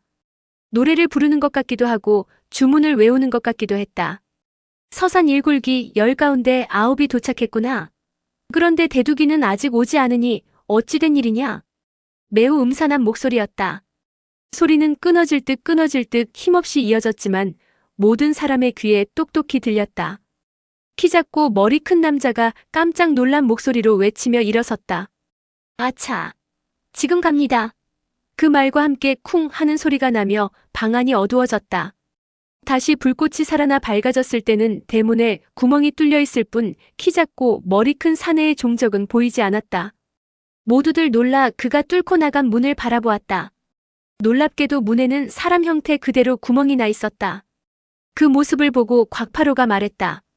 큰 누나, 난쟁이가 무공이 대단한가 봐요. 곽부는 부모님을 따라다니며 무림의 고수를 많이 만나보았지만 키 작고 머리 큰 사내에 대해서는 들어본 적이 없었다. 그의 행동은 거만한 그녀조차 놀랄만했다. 아버지의 은사이신 강남 7개 어르신 중에도 키가 작은 분이 계셨어. 키가 작다고 함부로 난쟁이라고 부르다가 아버지가 아시기라도 하면 크게 꾸중하실라. 정중하게 선배님이라 불러야지. 곽정은 항상 강남 7괴에 대한 은혜를 잊지 않고 마음에 새겨두고 있었기 때문에 맹인이나 키 작은 사람, 뚱뚱한 사람을 보면 더욱 예를 갖추어 대하곤 했다. 그리고 자녀들에게도 그렇게 하도록 가르쳤다. 곽파로가 막 대답하려는데 갑자기 휙 하는 소리가 나더니 키 작고 머리 큰 남자가 다시 나타났다. 뚫린 문 사이로 매서운 바람과 함께 눈발이 불어닥쳤다. 그 기세에 모닥불의 불꽃이 미친 듯 흔들렸다. 곽부는 혹여 사내가 동생들을 해칠까봐 곽양과 곽파로의 앞을 막아섰다. 그 사내는 곽부의 허리 옆으로 머리를 내밀고 곽양을 향해 말했다. 낭자 신조엽을 만나고 싶다면 나와 같이 갑시다. 좋아요 언니 파로 우리 같이 가요. 신조엽이 뭐 대단하다고 그 사람을 만나러 간단 말이냐? 너도 가지마. 게다가 이 사람은 우리가 잘 모르는 사람이잖아. 이 아저씨는 틀림없이 좋은 사람일 거예요.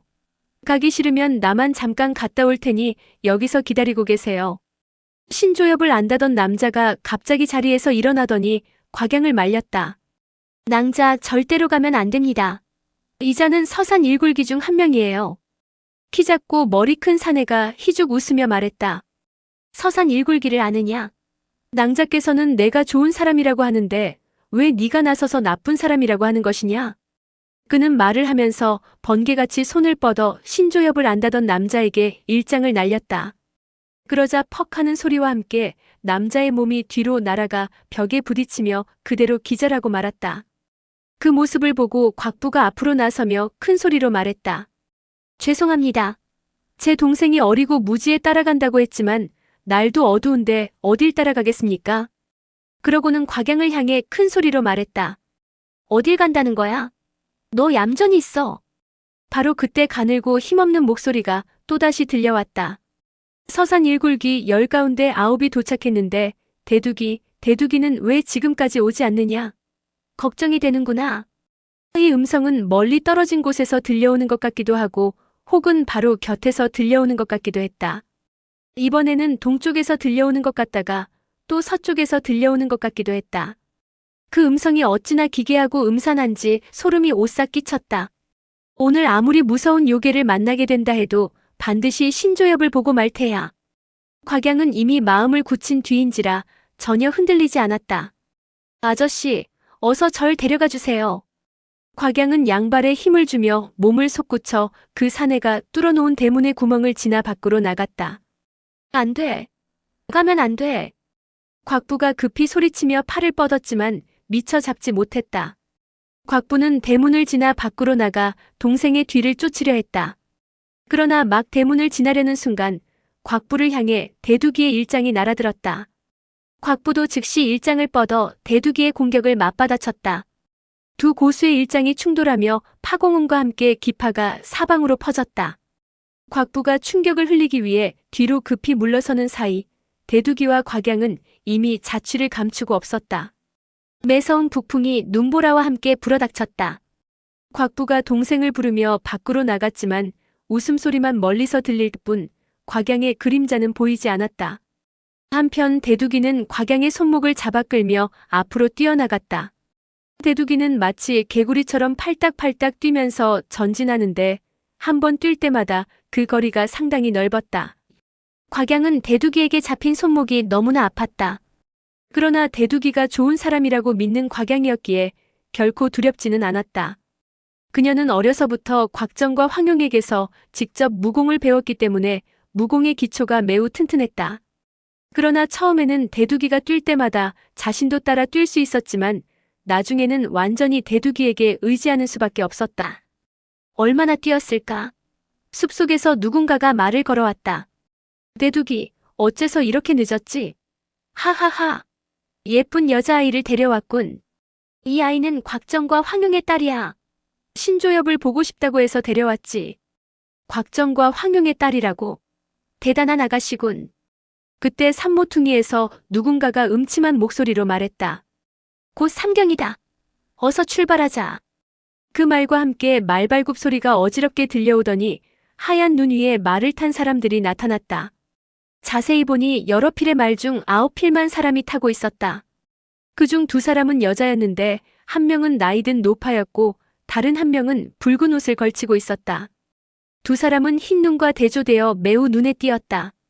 나머지 7사람의 얼굴은 제대로 볼 수가 없었다. 대두기가 가까이 다가가더니 말 2필을 끌고 와서 한 마리의 고삐를 곽양에게 건네주고는 자신도 말 위에 올랐다. 가자. 호령이 떨어지자 수십 필의 말이 서북쪽을 향해 달려갔다. 조금 전에 서산 일굴기가 어쩌고 하더니 바로 저들을 가리키는 말인가 보군. 신조엽을 안다는 아저씨가 나돌아가지 않는 게 좋다고 했을 때 그 아저씨를 때려 기절하게 만든 걸 보면 이들이 포악하긴 포악한가 봐. 어쨌든 신조엽에게 데려다 준다고 했으니 날 속이지는 않겠지. 신조엽과 아는 사이라면 나쁜 사람은 아닐 거야. 이들은 순식간에 10여 리를 달렸다. 맨 앞에선 사람이 소리를 지르자 수십 필의 말이 일제히 멈췄다. 맨 앞에선 사람이 작은 언덕 위로 올라가더니 말머리를 돌렸다. 그의 생김새를 처음 본 곽양은 놀랍기도 하고 우습기도 했다. 그 남자 역시 키가 매우 작아서 말등에 앉은 상반신이 이척도 채 되지 않았다. 그런데 특이하게도 수염은 앉은 키보다도 더 길게 자라 말의 배 밑에까지 늘어져 있었다. 얼굴은 쭈글쭈글 주름이 졌는데 거기에 잔뜩 인상까지 쓰고 있었다. 이제 목적지인 도마편까지는 30리도 남지 않았다. 강호 사람들이 모두 신조엽이 무공이 대단하다 하니 우리도 계획을 잘 세워야 한다. 괜히 무턱대고 덤볐다가 서산 일굴기의 명성이 하루아침에 떨어질지도 모른다. 나이든 여자가 말했다. 대형의 분부를 따르지요. 긴 수염의 남자가 말했다. 한 사람씩 돌아가며 공격할까요? 아니면 한꺼번에 덤빌까요? 이들의 대화를 듣던 곽양은 깜짝 놀랐다. 아뿔싸. 이들은 신조엽의 적들이었구나. 나이든 여자가 말했다. 신조엽의 능력이 얼마나 대단한 것이냐? 칠제, 네가 말해보아라. 건장한 사내가 대답했다. 본 적이 있기는 한데 무공을 겨룬 적은 없습니다. 그러나 제가 보기에는 정파는 아닌 듯 싶었습니다. 붉은 옷을 입은 젊은 여자가 말했다. 칠영, 어쩌다 신조엽과 원한을 맺게 된 거예요? 이제 좀 속 시원하게 말해보세요. 조금 후면 그와 무공을 겨룰 텐데 이유는 알아야 할 것 아니에요. 왜 대충 얼버무리며 시원스럽게 이야기하지 않는 거죠? 그러자 건장한 사내가 화를 내며 대답했다. 서산 일굴기는 함께 살고 함께 죽는다. 그자가 도전해 오는데 우리가 피할 수는 없지 않겠느냐? 키가 크고 비쩍 마른 사람이 음산한 목소리로 말했다. 누가 피한다고 말했느냐? 구매가 묻지 않았다면 내가 물었을 것이다. 우리는 그와 아무런 원한 관계도 없는데 왜 그가 우릴 산서로 쫓아내겠다고 했는지 그 이유를 묻는 것이다. 그 말에 건장한 사내가 머리에 쓰고 있던 모자를 벗어 던지며 소리쳤다. 그놈이 내 귀를 잘랐습니다. 이 원수를 갚지 않고 어찌 사내대장부라 할 수 있겠습니까? 달빛 아래 자세히 보니 과연 양쪽 귀가 잘려나가 얼굴 양쪽이 밋밋했다. 나머지 9명은 그걸 보고 신조엽을 저주하면서 함께 행동할 것을 다짐했다. 그러나 붉은 옷을 입은 여자가 눈살을 찌푸리며 말했다. 신조엽이 왜 형의 귀를 잘랐죠? 무슨 잘못을 하신 거예요? 또 양갓집 교수를 희롱했군요. 그렇죠. 얼굴 가득 웃음을 띠고 있는 듯한 사내가 화를 내며 말했다. 설사 칠형이 정말 여자를 희롱했다고 해도 신조엽이 간섭할 일이 아니지 않습니까? 그 사내의 얼굴은 매우 특이했다. 화를 내고 있는데도 얼굴은 여전히 웃는 표정이었다. 곽양은 사내의 얼굴을 자세히 관찰했다. 옆으로 길게 찢어진 눈은 살짝 내려가 있었고 입술은 끝부분이 살짝 치켜 올라가 있었다. 매우 슬프게 울 때도 언뜻 보면 웃는 것처럼 보일 얼굴이었다. 칠형이라는 건장한 사내가 억울하다는 듯 말했다. 제놈이 뭔데 내 일에 함부로 간섭한단 말이냐? 가만히 듣고 있던 곽양이 호기심을 참지 못하고 입을 열었다. 그건 아저씨가 잘못한 거죠. 그 말에 사람들이 일제히 고개를 돌려 곽양을 바라보았다. 모두 황당하다는 표정이었다. 그러나 건장한 사내는 화를 버럭 내며 말했다. 이런 어린 것까지 나를 무시하는군. 오형, 대체 이 꼬마는 왜 데려온 것이오? 대두기가 말했다. 아주 착한 낭자야. 내게 술과 고기도 사주었지. 신조엽을 만나고 싶다기에 데려왔어. 다른 건 나도 몰라. 그렇다면 손을 좀 봐줘도 되겠군.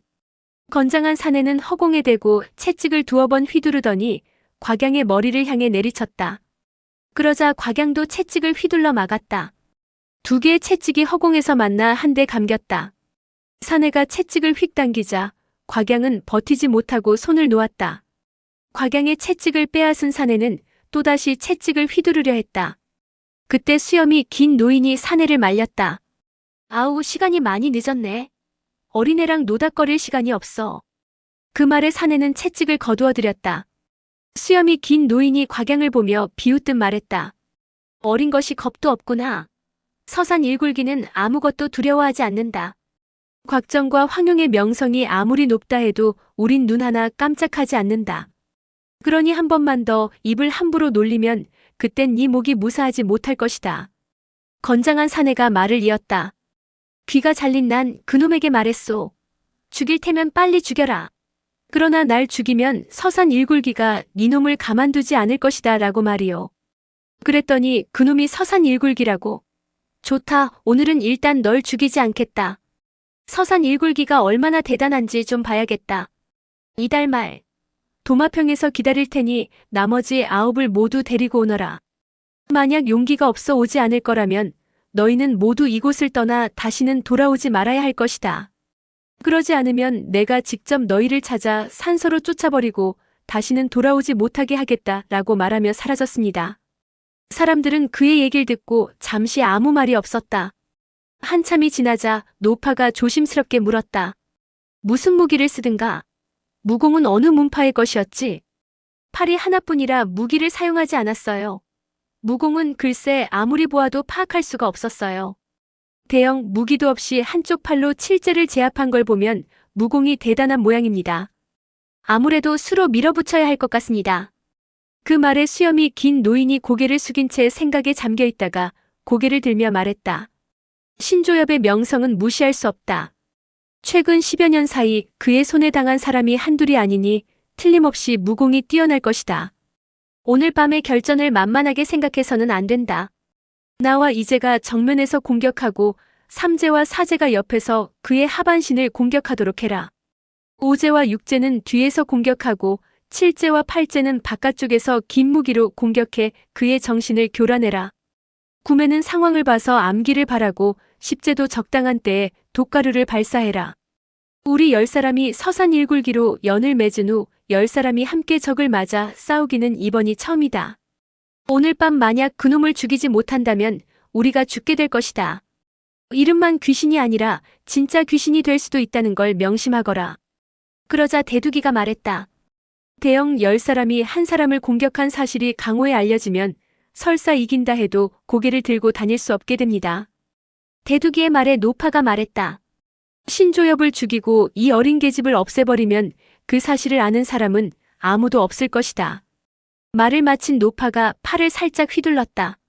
그러자 대두기가 황급히 곽양의 앞을 막아서며 소매를 휘둘러 노파가 던진 암기를 받아냈다. 선의로 데려온 사람입니다. 해치지 마세요. 그러곤 곽양을 바라보며 말했다. 낭자, 오늘 밤에 보고 들은 일은 절대로 누설해서는 안 됩니다. 알겠죠? 곽양은 갑작스러운 살수에 놀란 가슴을 진정시켰다. 이 아저씨가 구해주지 않았다면 난 이미 죽었을 거야. 어쩜 저리 잔인할까? 절대 말하지 않겠어요. 그런데 그 사람은 도와주는 사람이 없나요? 대두기가 웃으며 말했다. 신조엽이 강호에서 활동한 지 10여 년이 넘었지만 아직 누구와 함께 싸웠다는 말은 들어본 적이 없소. 그는 수리 한 마리와 항상 같이 다닌다고 했으니 그 수리가 도와주지 않겠소? 말을 마친 대두기는 떠날 채비를 하며 소리쳤다. 자, 이제 그만 갑시다. 그 말에 모두들 말을 달리기 시작했다. 대두기가 곽양에게 말했다. 싸움이 시작되면 내 곁을 떠나지 마시오. 곽양은 말없이 고개를 끄덕였다. 대두기는 자기 형제들이 잔인하고 독한 사람들인 걸 잘 알았기에 행여나 누군가 몰래 곽양을 해칠까봐 염려했다. 곽양은 그들과 함께 말을 달리는 게 은근히 두려웠다. 과연 신조대엽이 이들을 당해낼 수 있을까 걱정되기도 했다. 그때 앞쪽 어둑어둑한 숲속에서 괴상한 소리가 들렸다. 말들이 놀라 소리를 내며 앞발을 치켜들고 멈췄다. 어떤 말은 그 자리에 서서 꼼짝도 하지 않았고 어떤 말은 몸을 돌려 도망가려 했다. 마르고 키 큰 사내가 채찍을 휘두르며 숲속으로 달려들어갔다. 늙은 여자가 소리쳤다. 못난 놈들. 밤고양이에게 먹힐까봐 그렇게 두려워하느냐? 서산 일굴기는 뒷걸음질 치는 말들을 몰아 숲속으로 들어갔다. 수십 장을 달리자 앞에서 날카로운 목소리가 들려왔다. 어떤 놈들이 겁도 없이 한밤중에 만수산장을 침범하느냐? 서산 일굴기가 일제히 말굽비를 당겨 멈춰서자 저만치 앞에서 누군가가 길을 막고 서 있었다. 그의 양옆에는 큰 호랑이가 한 마리씩 있었는데 그 때문에 놀란 말들이 소란을 피웠다. 수염 긴 노인이 말 위에 앉은 채 두 손을 모아 예를 갖추었다. 우리는 서산 일굴기입니다. 허락도 없이 이곳을 지나게 되어 신뢰가 많습니다. 널리 양해해 주십시오. 서산 일굴기라고 하셨습니까? 그렇다면 어르신께서 바로 장수기, 번나으리시군요. 우리는 지금 급한 일이 있어 도마평에 가는 길입니다. 돌아가는 길에 다시 들러 사죄하겠습니다. 수염 긴 노인은 만수산장의 주인을 함부로 건드려서는 안 된다는 걸 잘 알고 있었다. 게다가 지금은 신조엽을 상대하는데 전심전력을 다해야 할 때였다. 괜히 귀찮은 일을 만들고 싶지 않아서 매우 정중하게 예의를 갖추어 인사를 한 것이다. 잠시만 기다리십시오. 길을 가로막은 남자가 목소리를 높여 말했다. 큰형님, 서산 일굴기가 도마평에 가는 길인데 돌아가는 길에 들러 사죄하겠다 합니다. 이 말을 듣고 서산 일굴기는 모두 기분이 불쾌했다. 그들이 돌아가는 길에 들러 사죄하겠다는 건 그저 예의를 갖추기 위해 한 말일 뿐인데 상대는 정말 자신들이 고개 숙여 사죄라도 하는 줄 알고 있는 게 아닌가. 서산 일굴기는 모두 고강한 무공 실력을 지닌 자들이라 강호에서도 함부로 건드려서는 안 될 기피 대상이었다. 그들이 개별적으로 활동할 때도 이미 그 위세가 대단했는데 이제는 10사람이 함께 행동하니 그 기세가 더욱 등등했다. 만약 오늘 밤 신조엽과 겨루기로 한 약속만 없다면 결코 그냥 넘어가지 않을 일이었다. 그때 숲속에서 매우 귀에 거슬리는 목소리가 들려왔다. 서산 일굴기가 사죄라니 당치도 않은 말이다. 그러실 필요 없으니 그냥 숲을 돌아서 가시면 된다고 일러라. 매우 예의를 갖춘 말 같지만 실은 그렇지 않았다. 결국 서산 일굴기 모두 크게 화가 나고 말았다. 비쩍 마른 남자가 냉소를 지으며 말했다. 서산 일굴기가 길을 돌아가는 법은 없소. 말을 마친 남자가 다짜고짜 채찍을 휘둘렀다. 그러자 길을 막고 섰던 남자가 가볍게 피하며 왼손을 들자 곁에 있던 호랑이 2마리가 비쩍 마른 남자를 향해 덮쳐갔다. 앞쪽에 있던 말이 깜짝 놀라 앞발을 높이 치켜들었다. 말에 탄 비쩍 마른 남자는 기마술이 매우 뛰어나 다행히 말에서 떨어지지는 않았다. 그는 말 등에 바싹 붙어서 잽싸게 단창을 던졌다. 단창은 호랑이의 어깨 축지에 꽂혔지만 호랑이는 물러서지 않고 포효를 내지르며 달려들었다. 말이 곤두박질 치자 비쩍 마른 남자는 나르듯 몸을 솟구쳐 말 위에서 뛰어내리며 등에 맨 창을 양손에 쥐었다. 그 모습을 보며 길을 막고 서 있던 남자가 냉랭한 어조로 말했다. 무상귀, 집을 지키는 고양이를 다치게 했으니 이제 숲을 돌아서 가신다 해도 순순히 보내드릴 수가 없게 됐소. 무상귀는 상대방이 자기 벼로를 알고 있자 깜짝 놀랐다. 만수산장은 서량에 있었는데 어찌 진남으로 옮겨온 겁니까? 만수산장이 이사를 하는데 서산 일굴기에게 보고라도 해야 한다는 뜻이오. 서량이 지겨워져서 진남으로 옮겨 놀아보려고 왔습니다. 우리 큰형님께서 숲을 돌아가시라고 하셨을 때 이미 충분히 예의는 갖춘 겁니다. 지금 집안에 우환이 있어서 조용히 보내드리려고 했는데 결국 일을 그르치는군요. 말을 하던 남자는 이미 왼손을 뻗어 무상귀의 오른손에 들려있는 창을 잡았다. 무상귀는 뜻밖의 공격에 깜짝 놀랐으나 얼른 왼손에 든 창으로 남자를 찔렀다. 그러나 왼손의 창도 그의 오른손에 잡히고 말았다. 두 사람은 서로 찌르고 당기며 창에 힘을 가했다. 두 사람의 힘이 어찌나 센지 창은 결국 뚜두둑 하는 소리와 함께 부러졌다. 무상귀가 기겁하며 뒤로 물러서자 서산 일굴기 중 나이 많은 장수기가 나서며 말했다. 팔수선원이 아니시오? 집안에 우환이 있다면 우리가 크게 잘못을 했군요. 그런데 어느 분이 편찮으신지 청갑사왕 사숙강께서 몸이 좀 불편하십니다. 그 말에 장수기가 고개를 끄덕이며 말했다. 아, 그랬군요. 저희가 오늘은 일이 있으니 내일 다시 찾아뵙겠습니다. 만수산장의 주인은 5형제였다. 첫째는 백액상군 사백위, 둘째는 관견자 사중맹, 셋째는 청갑사왕 사숙강, 넷째는 대력신 사계강, 그리고 막내가 바로 길을 막고 서 있는 팔수선원 사소첩이었다. 이들 집안은 대대로 맹수를 길러 생계를 유지해왔다. 그래서 5형제는 맹수를 길들이는 능력이 뛰어날 뿐만 아니라 맹수를 훈련시키며 몸을 단련했기에 꽤 강한 외공을 지녔다. 그러던 와중 셋째인 사숙강이 20살이 되던 어느 해 맹수를 잡으러 산에 들어갔다가 기인을 만나 심오한 내공을 배우게 되었다. 이후 사숙강은 집으로 돌아와 형제들에게 자신이 배운 내공 비법을 가르쳤고 그 덕분에 5형제는 모두 뛰어난 곳으로 발돋움할 수 있었다. 게다가 기르는 맹수가 갈수록 많아져 점점 강호에도 이름이 알려졌다. 무리민들은 이들 5형제에게 호표사상원이라는 벼로를 붙여주었다. 그 중에서 청갑사왕 사숙강의 무공이 가장 뛰어났다. 장수기는 사숙강이 병이 났다는 말을 듣자 뛸 듯이 기뻤다. 서산 일굴기의 실력이 막강하다고는 하나 사씨 형제의 실력 또한 만만치 않았다. 그런데 5사람 중 가장 강한 사숙강이 알아누웠다니 이 얼마나 반가운 소식인가. 그래서 내일 밤 다시 찾아오겠노라고 제안을 한 것이었다. 사소첩은 부러진 창을 던져 장수기 옆에 나무에 꽂고는 두 손을 모으며 말했다. 좋소이다. 내일 밤 자시에 기다리겠습니다. 그럼 서산 일굴기는 이만 물러가겠습니다.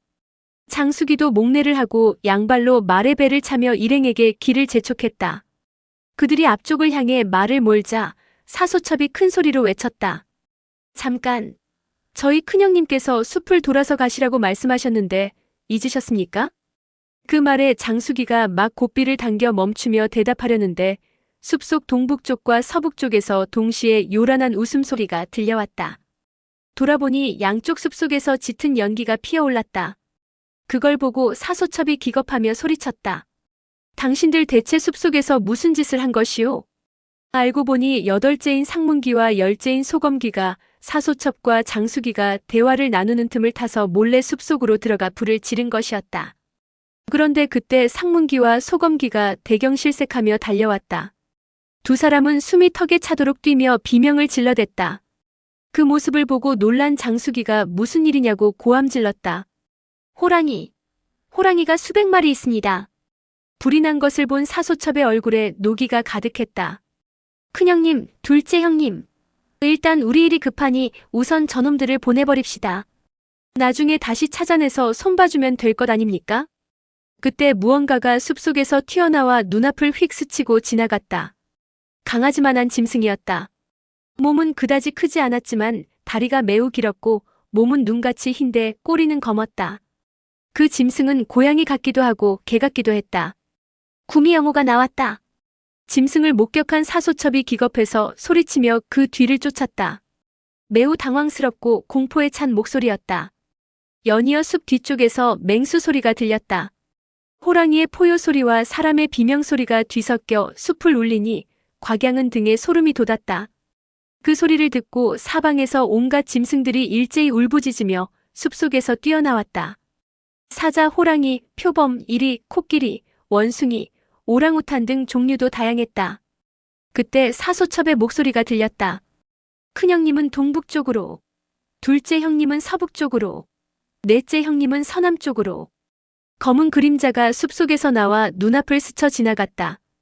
곽양은 위험하다는 걸 뻔히 알면서도 호기심을 참지 못해 말을 몰아 뒤쫓아갔다. 대두기가 그런 곽양의 뒤를 쫓았다. 숲 밖으로 나가니 기괴한 광경이 눈앞에 펼쳐졌다. 5 남자가 눈 덮인 평원에서 각각 한 무리의 맹수를 이끌고 서로 다른 방향으로 뛰어가고 있었다.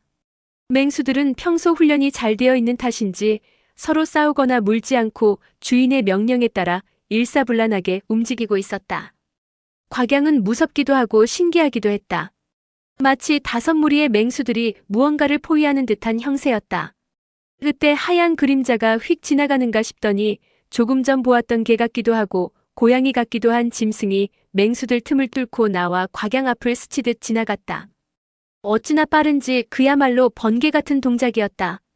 곽양은 얼른 손을 뻗어 잡으려 했으나 순식간에 수장 이상의 거리가 벌어졌다.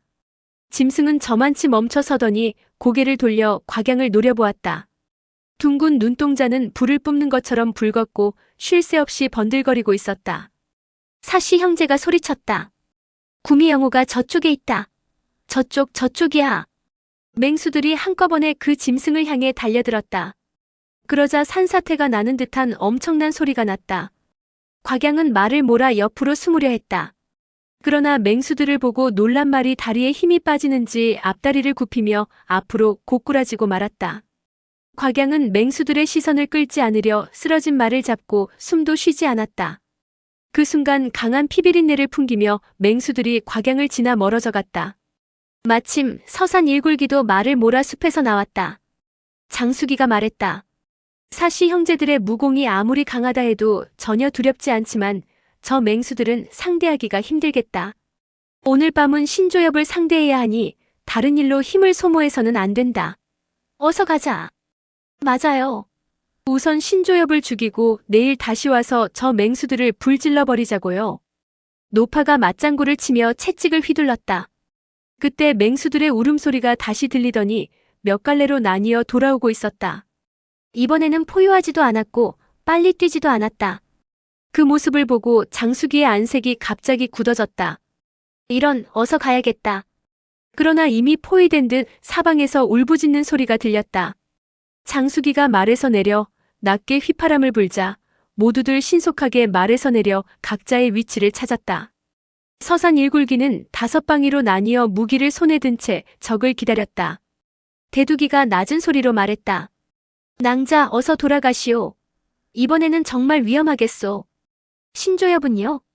데려가겠다고 약속했잖아요. 그 말에 대두기가 눈살을 찌푸렸다. 저 사나운 맹수들이 보이지 않는 것이오? 왜 싸울 생각만 하는 거죠? 맹수들의 주인을 잘 설득해보세요. 응. 서산 일굴기에게 설득이란 건 있을 수 없소. 그 말을 듣고 곽양이 막 뭐라고 말하려는 순간 사시 형제가 맹수들을 이끌고 나타났다. 5사람 모두 짐승 가죽으로 만든 옷을 입고 있었다. 그들은 서산 1굴기와 4~5장 정도 떨어진 곳에 멈춰 섰다. 막내인 사소첩이 먼저 입을 열었다. 만수산장은 서산 1굴기와 아무런 원한이 없거늘 어찌 우리 숲에 불을 지른 것이냐. 그 때문에 구미영호가 도망가 버렸다. 분노에 찬 목소리였다. 그러자 붉은 옷을 입은 여자가 대답했다. 오늘 일은 그쪽에서 먼저 원인 제공을 한 것이다. 언제부터 여기가 만수산장의 영역이었다고 길을 막고 못 지나가게 하느냐? 그런 횡포를 부리고도 도리어 우리 쪽을 탓하다니 말이 되느냐? 그 말에 백액상군 사백이가 앞으로 나서며 눈을 부라렸다. 일이 이 지경이 되었는데 더 말해 무엇하겠느냐? 한 놈도 살아 돌아가지 못할 것이다. 사백이가 엄청난 소리를 지르며 쌍장을 호랑이 발톱 모양으로 쥐고 장수기를 공격했다. 쌍장이 닿기도 전에 바람이 먼저 와닿았다. 정말 호랑이가 공격한다 해도 이런 위력은 흉내내지 못할 것 같았다. 장수기는 왼쪽으로 살짝 비켜서서 긴 무기를 뽑아들고 횡으로 휘둘렀다. 사백이는 오른손을 휘둘러 무기의 끝을 잡았다. 잡고 보니 달걀 정도 굵기의 강장이었다. 강장의 끝을 제대로 잡지도 않았는데 팔이 후끈거렸다. 사백이는 재빨리 팔을 거두면서 왼손에 내공을 실어 강장을 밀어냈다. 조금만 늦었어도 강장 끝에 가슴을 공격당했을 터였다. 사백이는 속으로 깜짝 놀랐다. 서산 1굴기의 명성이 높다더니 과연 쉽게 볼 상대가 아니구나. 사백이는 소홀히 대해서는 안 되겠다는 생각에 무기를 꺼내들었다. 사백이가 무기를 꺼내들자 다른 사씨 형제들도 일제히 무기를 꺼내들었고 고지어 양 진영이 충돌했다. 사백이는 호두쌍구로 장수기의 강장과 맞섰다. 그리고 광견자 사중맹은 강관을 들고 최명기의 지당도와 상문기의 연자창에 맞서 싸웠다. 대력신 사계강은 조사기라는 별명을 가진 노파와 충돌했으며 팔수선원 사소첩은 팔각동추를 사용하는 대두기와 싸웠다. 사소첩은 판관피를 사용했는데 그 무공이 얼마나 고강한지 대두기가 당해낼 수 없었다. 그러자 붉은 옷을 입은 홍초기가 합세해 대두기를 도와주었다.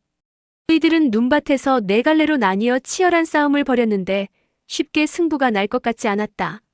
서산 1굴기 중에서는 아직 4사람이 나서지 않았지만 사씨 형제 중에서는 청갑사왕 한 사람만이 남아있었다. 그러나 그마저도 몸이 좋지 않은지 큰 사자 몸에 기대어 가쁜 숨을 몰아쉬고 있었다. 아직은 서산 1굴기가 수적 우세를 점하고 있었지만 사씨 형제가 맹수들을 불러들이기만 하면 전세는 금방 뒤집힐 게 뻔했다. 곽양은 빙 둘러선 맹수들을 보고 있자니 두렵기 그지없었다. 그러나 신조엽을 볼 수 있는 기회가 없어질까봐 망설이지 않고 소리쳤다. 대두기 아저씨, 그만하세요. 어차피 아저씨 편의수가 많아서 이겨도 체면이 안 서요. 그냥 미안하다고 한마디 하면 끝날 것 아니에요.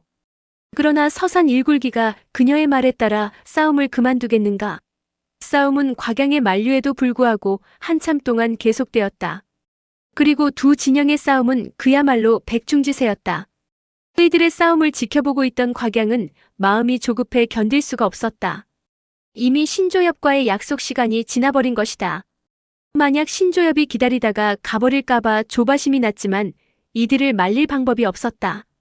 더구나 수백 마리의 맹수가 겹겹이 땅에 엎드린 채 주인의 명령만 기다리고 있었다. 서산 1굴기도 시간이 흐를수록 자신들을 노려보고 있는 살기 어린 맹수들의 눈빛에 절로 기가 죽었다. 설사 사씨 5형제를 모두 물리친다 해도 이 난관을 뚫고 나가기는 힘들 것 같았다. 그렇다면 다른 방법을 모색해야 했다. 대력신 사계강과 싸우던 조사기가 소검기에게 눈짓을 보냈다. 긴 밧줄을 사용하는 조사기는 사계강을 인질로 삼아 이곳에서 탈출할 생각이었다. 조사기의 의중을 눈치챈 소검기가 허리에 찬 무기를 꺼내들며 사계강을 향해 돌진했다. 사계강은 한창 싸우던 중에 소검기가 공격해오자 오히려 신이 났다. 오냐, 어서 덤벼봐라. 그러나 소검기의 목적은 사계강과 무공을 겨루는 것이 아니었다. 소검기는 품속에서 돛가루를 꺼내 사계강을 향해서 뿌렸다. 분홍색 가루가 흩날리자 사계강은 흠칫 놀라며 뒤로 물러섰지만 돛가루를 피하지는 못했다. 사계강은 머리가 어지럽고 눈앞이 흐릿해지는가 싶더니 금세 몸이 휘청거렸다. 그러곤 결국 그 자리에 쓰러지고 말았다. 그때를 놓치지 않고 조사기가 긴 밧줄을 휘둘러 그의 양다리를 휘감았다. 사백이, 사중맹, 사소첩, 세 사람은 대력신 사계강이 쓰러지는 걸 보며 놀라기도 했지만 그보다 화가 더 치밀었다. 그러나 눈앞의 적을 상대하느라 도와줄 수가 없었다. 그때 곽양이 소리쳤다. 대체 뭐 하시는 거예요? 그런 잔인한 방법으로 사람을 해치다니 정말 비겁해요. 곽양은 원래 그 어느 편도 들지 않았지만 소검기가 돛가루로 사계강을 쓰러뜨리는 걸 보고 더 이상 참지 못하고 나섰다. 그때 귀를 쩌렁쩌렁 울리는 낮고 굵은 목소리가 들리더니 청갑사왕 사숙강이 천천히 몸을 일으켰다. 내 아우를 어서 풀어주어라. 사계강은 정신을 잃은 채 밧줄에 묶여 끌려갔다. 조사기는 그의 온몸을 묶고는 다시 겨드랑이 밑에 혀를 찍었다. 사계강의 힘이 워낙 세기 때문에 깨어난 후 밧줄을 끊어버리지 않을까 걱정이 되어서였다. 그러고는 사숙강에게 소리쳤다. 이자를 살리고 싶으면 어서 맹수들을 보내고 길을 열어라. 그 말에 청갑사왕 사숙강이 눈을 부릅뜨고 앞으로 걸어 나왔다. 조사기는 그의 모습을 보고 냉랭하게 웃었다. 응, 그 몸으로 해보시겠다고. 조사기의 조롱 섞인 말에도 아랑곳하지 않고 사숙강은 비틀거리며 걸음을 떼놓았다. 눈은 움푹 파이고 얼굴빛은 누렇게 뜬 것이 한눈에 봐도 병세가 가볍지 않아 보였다. 곽양은 사숙강이 병든 몸에도 불구하고 아우를 구하기 위해 적에게 다가가는 걸 보고 급히 소리쳤다. 아저씨, 몸도 편치 않으신 것 같은데 조심하세요. 그 말에 사숙강은 곽양을 향해 고개를 끄덕여 보이고는 다시 조사기를 향해 다가갔다. 소검기가 조사기에게 눈짓을 보내 사숙강의 좌우 양쪽에서 협공했다. 두 사람이 막 사숙강을 잡으려는 순간 사숙강은 엄청난 괴성을 지르며 왼손으로는 조사기의 어깨를, 오른손으로는 소검기의 등을 내리쳤다. 두 사람은 전혀 예상치 못한지라 피할 수가 없었다. 충격을 받은 두 사람은 비틀거리며 뒤로 물러나 가까스로 몸을 지탱했다. 다행히 사숙강이 연이어 공격하지 않았기에 목숨을 부지할 수 있었다. 두 사람은 서로 마주보며 놀라움을 감추지 못했고 등에서는 자연스럽게 식은땀이 흘렀다. 그 사이 사숙강은 사계강의 혀를 풀어준 후 손과 발을 묶고 있는 밧줄을 끊었다. 그러나 사계강은 돛가루에 중독된지라 여전히 깨어나지 못했다. 사숙강은 눈살을 찌푸리며 소검기를 노려보았다. 해독약을 내놓아라. 그러자 소검기가 대답했다. 맹수들을 보내면 해독약을 주겠다. 그 말에 사숙강이 코웃음을 치며 아까처럼 비틀거리는 걸음으로 소검기에게 다가갔다. 그걸 보고 서산 일굴기 중 3명이 소검기를 돕기 위해 사숙강에게 다가갔다. 사숙강은 몸이 편치 않은 상태라 뛰어오르거나 빨리 움직일 수가 없었다. 그러나 내공이 심오한 사숙강이었기에 출수하는 속도는 느려도 그 위력은 엄청났다. 그 때문에 그를 둘러싼 4사람은 창이나 칼을 한 번씩 뻗어볼 뿐 감히 가까이 다가가지 못했다. 그리고 소검기도 혹여나 자기 형제들이 중독될까봐 함부로 돛가루를 뿌리지 못했다. 곽양은 정신을 잃고 쓰러진 사계강을 보자 가여운 생각이 들었다. 그녀는 눈을 뭉쳐 사계강의 이마에 대고 문지르고 입에도 넣어주었다. 사계강은 차가운 기운을 받아서인지 천천히 정신을 차렸다. 그는 소녀가 눈덩어리로 자기 머리를 식혀주고 있는 걸 보고는 엷은 미소를 띠며 감사를 표했다. 아가씨, 고맙습니다. 자리에서 일어난 그는 사귀가 사숙강을 에워싸고 공격하는 걸 보았다. 그는 마치 잠에서 깨어난 사람처럼 몸을 튕겨 뛰어갔다. 형님 비키세요. 그는 손을 뻗어 소검기의 목을 잡아 비틀었다. 그러고는 더 이상 사정을 봐주지 않고 길게 휘파람을 불었다. 그러자 엎드려 있던 맹수들이 그의 휘파람 소리를 듣고 자리에서 일어나 앞으로 뛰어나갈 자세를 취했다. 이번에는 사백이가 고함을 지르자 맹수들이 일제히 큰 소리로 울부짖었다.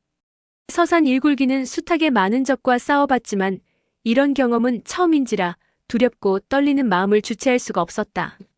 한참을 울부짖던 맹수들이 드디어 서산 일굴기를 향해 달려들었다. 곽양은 놀랍고 두려운 마음에 얼굴이 하얗게 질렸다. 그때 사숙강이 손을 뻗어 곽양을 향해 달려드는 호랑이를 밀어내더니 머리에 쓰고 있던 가죽 모자를 벗어 곽양의 머리에 씌워주었다. 그러자 훈련이 잘된 맹수들은 더 이상 그녀를 공격하지 않았다. 그러는 사이 호랑이, 표범, 이리, 사자, 오랑우탄 등의 맹수들은 날카로운 이빨과 발톱으로 서산 일굴기를 핥히고 물어뜯었다. 서산 일굴기는 힘이 다해 67마리의 맹수를 때려 눕혔지만 맹수들의 수가 너무 많은지라 당해낼 수가 없었다. 그들은 순식간에 전신을 물리고 핥히어져 온몸이 피투성이가 되었다. 이제 서산 일굴기가 죽는 건 시간 문제인 듯 했다. 곽양이 주변을 둘러보니 서산 일굴기 전원이 맹수에게 둘러싸여 위기에 처해 있었다. 그중 대두기는 사자 3마리에게 둘러싸여 있었는데 한 마리가 대두기의 오른쪽 어깨를 꽉 물고 놓지 않았다. 팔각동추는 이미 놓친 지 오래였고 왼손으로 장풍을 바라며 겨우 2마리의 사자를 상대했다. 이 모습을 본 곽양은 차마 그대로 있을 수 없어 쓰고 있던 모자를 벗어 대두기의 머리를 향해 던졌다. 그런데 머리는 크고 모자는 작아 그의 꼴이 매우 우스꽝스러웠다. 사시 형제는 맹수들을 훈련시킬 때 자기들이 특수 제작한 이 모자를 쓴 사람은 공격하지 못하도록 조련시켰다. 적군과 아군을 구분하지 못하는 맹수들은 대두기가 모자를 쓴 걸 보고는 곧 몸을 돌려 다른 곳으로 향했다. 그때 모자를 벗어버린 곽양이 순식간에 4마리의 표범에게 에워싸였다. 한편 사숙강은 장수기가 강장으로 맹수들을 죽이지 못하게 무기를 빼앗으려 했다. 그러다 문득 곽양의 비명소리를 듣고 깜짝 놀랐다. 그러나 거리가 너무 멀어 구해줄 수가 없었다. 그런데 이상하게도 4마리 표범은 곽양을 공격하기는커녕 곽양의 몸에 코를 대고 킁킁대기도 하고 몸을 비벼대기만 했다. 놀라서 꼼짝도 하지 못하던 그녀는 문득 어머니와 언니에게서 들은 이야기가 생각났다. 그건 자신이 어릴 때 표범의 젖을 먹고 자랐다는 말이었다. 표범들은 아마도 곽양에게서 자신들과 같은 채취를 느낀 모양이었다. 곽양은 용기를 내어 양팔로 표범의 목을 감싸 안았다. 다른 2마리의 표범도 혀를 내밀어 그녀의 손등과 뺨을 핥았다. 곽양은 간질간질한 느낌에 킥킥대며 웃었다. 맹수를 훈련시키며 살아온 사시 형제도 이런 광경은 처음 본지라 놀라지 않을 수 없었다. 대두기는 가죽 모자 때문에 화를 면하기는 했으나 다른 형제들이 모두 위기에 처한 마당에 자기만 빠져나갈 수는 없었다. 비록 서산 일굴기가 군자로 불리지는 않았지만 그들 형제 사이의 의리만큼은 매우 돈독했다. 그는 가죽 모자를 벗어 홍초기에게 던졌다. 이 모자를 쓰고 어서 도망가거라. 홍초기는 모자를 받아서 즉시 장수기에게 던졌다. 대형, 어서 가세요. 언젠가 꼭 이 원수를 갚아주셔야 합니다. 그러나 장수기 역시 모자를 받더니 소검기의 머리에 씌워주었다. 10제 군자의 복수는 10년이 걸려도 늦지 않다고 했다. 난 이미 나이가 있어 오래 살 수 없으니 복수는 네 몫이다. 서산 일굴기 모두가 서로에게 모자를 양보했다. 소검기는 이리 5마리에게 에워싸여 있어 모자를 벗어 던질 여유가 없었다. 그는 이리에게 물려 피를 흘리고 있었다. 이미 피를 본 이리들은 소검기가 모자를 쓴 걸 봤는데도 쉽게 물러서지 않았다. 소검기는 비록 위기에 처해 있었지만 얼굴은 여전히 웃는 표정이었다. 그때 갑자기 머리 위에서 냉랭한 목소리가 들렸다. 약속 장소에 나타나지도 않고 한참 동안 기다리게 하더니 여기서 맹수들과 놀고 있었군. 고개를 들어보니 저쪽 숲속 나뭇가지 위에 한 남자와 크고 못생긴 수리가 앉아 있었다. 그 모습을 보고 곽양은 뛸 듯이 기뻤다. 그는 회색 도포를 입고 있었는데 오른쪽 소매가 허리띠 안으로 들어가 있는 것이 과연 한쪽 팔이 없는 듯했다. 그런데 남자의 얼굴을 본 곽양은 소름이 끼쳐 몸서리를 쳤다. 그 남자는 누런 얼굴에 핏기가 없고 무표정했다. 마른 나무 같은 얼굴이 그야말로 시체처럼 보였다. 서산 일굴기도 하나같이 인상이 흉악했지만 그래도 이렇게 소름 끼치는 인상은 아니었다. 곽양이 상상한 신조엽은 잘생기고 풍류가 넘치는 사람이었다. 그런데 지금 신조엽을 직접 보고 나니 실망을 금할 수가 없었다. 세상에 신조엽이 저렇게 흉측하게 생긴 사람이었다니. 곽양은 다시 한번 신조엽의 얼굴을 힐끗 바라보았다. 여전히 소름 끼치는 인상이기는 했지만 두 눈만큼은 흉악하지 않았다. 서산 일굴기를 훑어보던 신조엽의 눈이 곽양에게 잠시 머물렀다. 신조엽은 의아하다는 표정을 지었다. 곽양은 그와 눈이 마주치자 얼굴이 화끈 달아올랐다. 그녀는 얼굴을 붉힌 채 고개를 숙였다. 곽양의 눈앞에 있는 사람은 바로 양과였다. 그는 16년 동안 소용녀와 재회할 날만 고대하며 강호를 떠돌아다녔다. 그동안 수많은 의협을 행하여 많은 이의 억울함을 풀어주었고 사람들은 그가 항상 신조와 함께 다닌다고 해서 신조대협이라고 불렀다. 그러나 양과는 대협이라는 말이 부담되어 스스로 신조협이라 칭했다. 그리고 양과는 사람들과 쓸데없는 인연을 만들지 않기 위해 황약사가 만들어준 인피가면을 쓰고 다녔기에 신조협이 양과라는 사실을 아는 사람은 극소수에 불과했다. 이날 저녁 양과는 서산 일굴기와 대결하기 위해 약속 장소에서 기다렸으나 그들이 나타나지 않자 직접 찾으러 나선 것이었다. 양과의 우렁찬 목소리가 들렸다. 여러분은 만수산장의 사시 형제들이 아니십니까? 잠시 공격을 멈추고 제 말을 좀 들어주십시오. 양과의 말에 사백이가 대꾸했다. 우리는 사시 형제가 맞소만 댁은 누구십니까? 그러곤 잠시 생각에 잠겼던 사백이가 계속 말을 이었다. 이런 제가 몰라 배웠군요. 신조협이 아니십니까? 그 말에 양과가 예의 있는 말투로 대답했다. 신조협이라니 과분한 말씀입니다. 잠시 짐승들의 공격을 멈춰주십시오. 이러다간 가짜 귀신들이 진짜 귀신이 될 것 같습니다. 그러자 사백이가 피식 웃으며 대답했다. 저 귀신들이 진짜 귀신이 된 후에 다시 이야기를 나누시지요. 사백이의 말에 양과는 눈살을 찌푸렸다. 서산 일굴기는 저와 선약이 있습니다. 그런데 저 맹수들에게 물려 죽어버리면 나는 누구와 약속을 지킨단 말입니까? 사백이는 양과가 계속 종용하자 더 이상 입씨름을 하고 싶지 않았다. 그는 냉소를 한번 날리고는 오히려 더욱 맹수들을 몰아쳤다. 사백이의 행동에 양과도 기분이 상했다. 내가 신조협인 걸 알면서도 무시하겠다는 겁니까? 그러자 사백이가 비웃듯 코웃음을 쳤다. 신조협이 뭐가 어떻단 말이오? 당신이 능력이 있다면 알아서 맹수들을 멈추게 하면 될 것 아니오? 그 말에 양과가 피식 웃었다. 그렇다면 할 수 없죠. 수리 형, 우리 내려갑시다. 양과가 오른쪽 소매를 휙 내긋자 신조도 양과를 따라 나뭇가지에서 사뿐히 몸을 날렸다. 맹수 떼는 양과와 신조가 착지하기도 전에 으르렁거리며 일제히 달려들었다. 그걸 보고 신조가 두 날개를 퍼덕거리며 맹렬한 바람을 일으키자 담비나 늑대같이 몸집이 작은 짐승들은 휘청거리며 나동그라졌다. 사자와 호랑이 한 마리가 동시에 포효하며 달려들자 신조가 다시 날개를 휘둘렀다. 천근과 맞먹는 강력한 날개 힘에 사자와 호랑이 역시 동시에 곤두박질 쳤다. 곧이어 왼쪽 날개를 휘둘러 표범 머리를 때리자 표범이 그 자리에서 쓰러지더니 축 늘어져 버렸다. 맹수들은 이 광경을 보고 감히 공격하지 못하고 멀리 떨어져서 낮은 소리로 으르렁거릴 뿐이었다. 사백이는 키우던 표범이 죽자 대로하여 양과에게 달려들었다. 그는 손가락을 호랑이 발톱 모양으로 만들어 양과의 가슴을 움켜쥐려 했다. 그러자 양과는 오른쪽 어깨를 움직여 위에서 아래로 소매를 휙 날려 상대의 양 손목을 쳤다. 그 충격이 얼마나 컸던지 사백이는 마치 양 손목이 떨어져 나가는 듯한 통증을 느꼈다. 사백이가 비명을 지르며 뒤로 물러서자 사숫강이 일장을 뻗어왔다.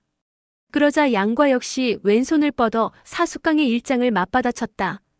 두 고수의 일장이 서로 충돌하자 엄청난 파공음과 함께 기파가 사방으로 뻗어나갔다. 순간 사숫강은 눈앞이 캄캄해지면서 숨이 끊어질 것만 같은 통증과 함께 휘청거리며 뒤로 물러났다. 그와 동시에 다시 양과가 일장을 뻗으려 하자 놀란 사숫강이 간신히 한마디를 내뱉었다. 나는 이미 내상을 입었소. 그러자 사숫강을 덮치던 양과의 일장이 멈췄다. 죽음의 문턱에서 간신히 살아난 사숫강은 아무 말도 하지 못하고 그저 멍하니 그 자리에 서서 양과를 바라보았다.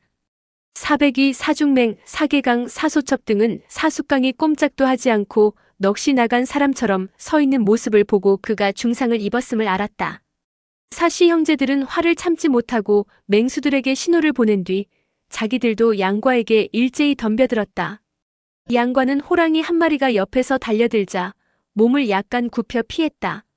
그런 뒤 왼손을 뻗어 호랑이 머리를 움켜쥐고는 이를 방패 삼아 사중맹의 강광과 사계강의 동절을 막았다.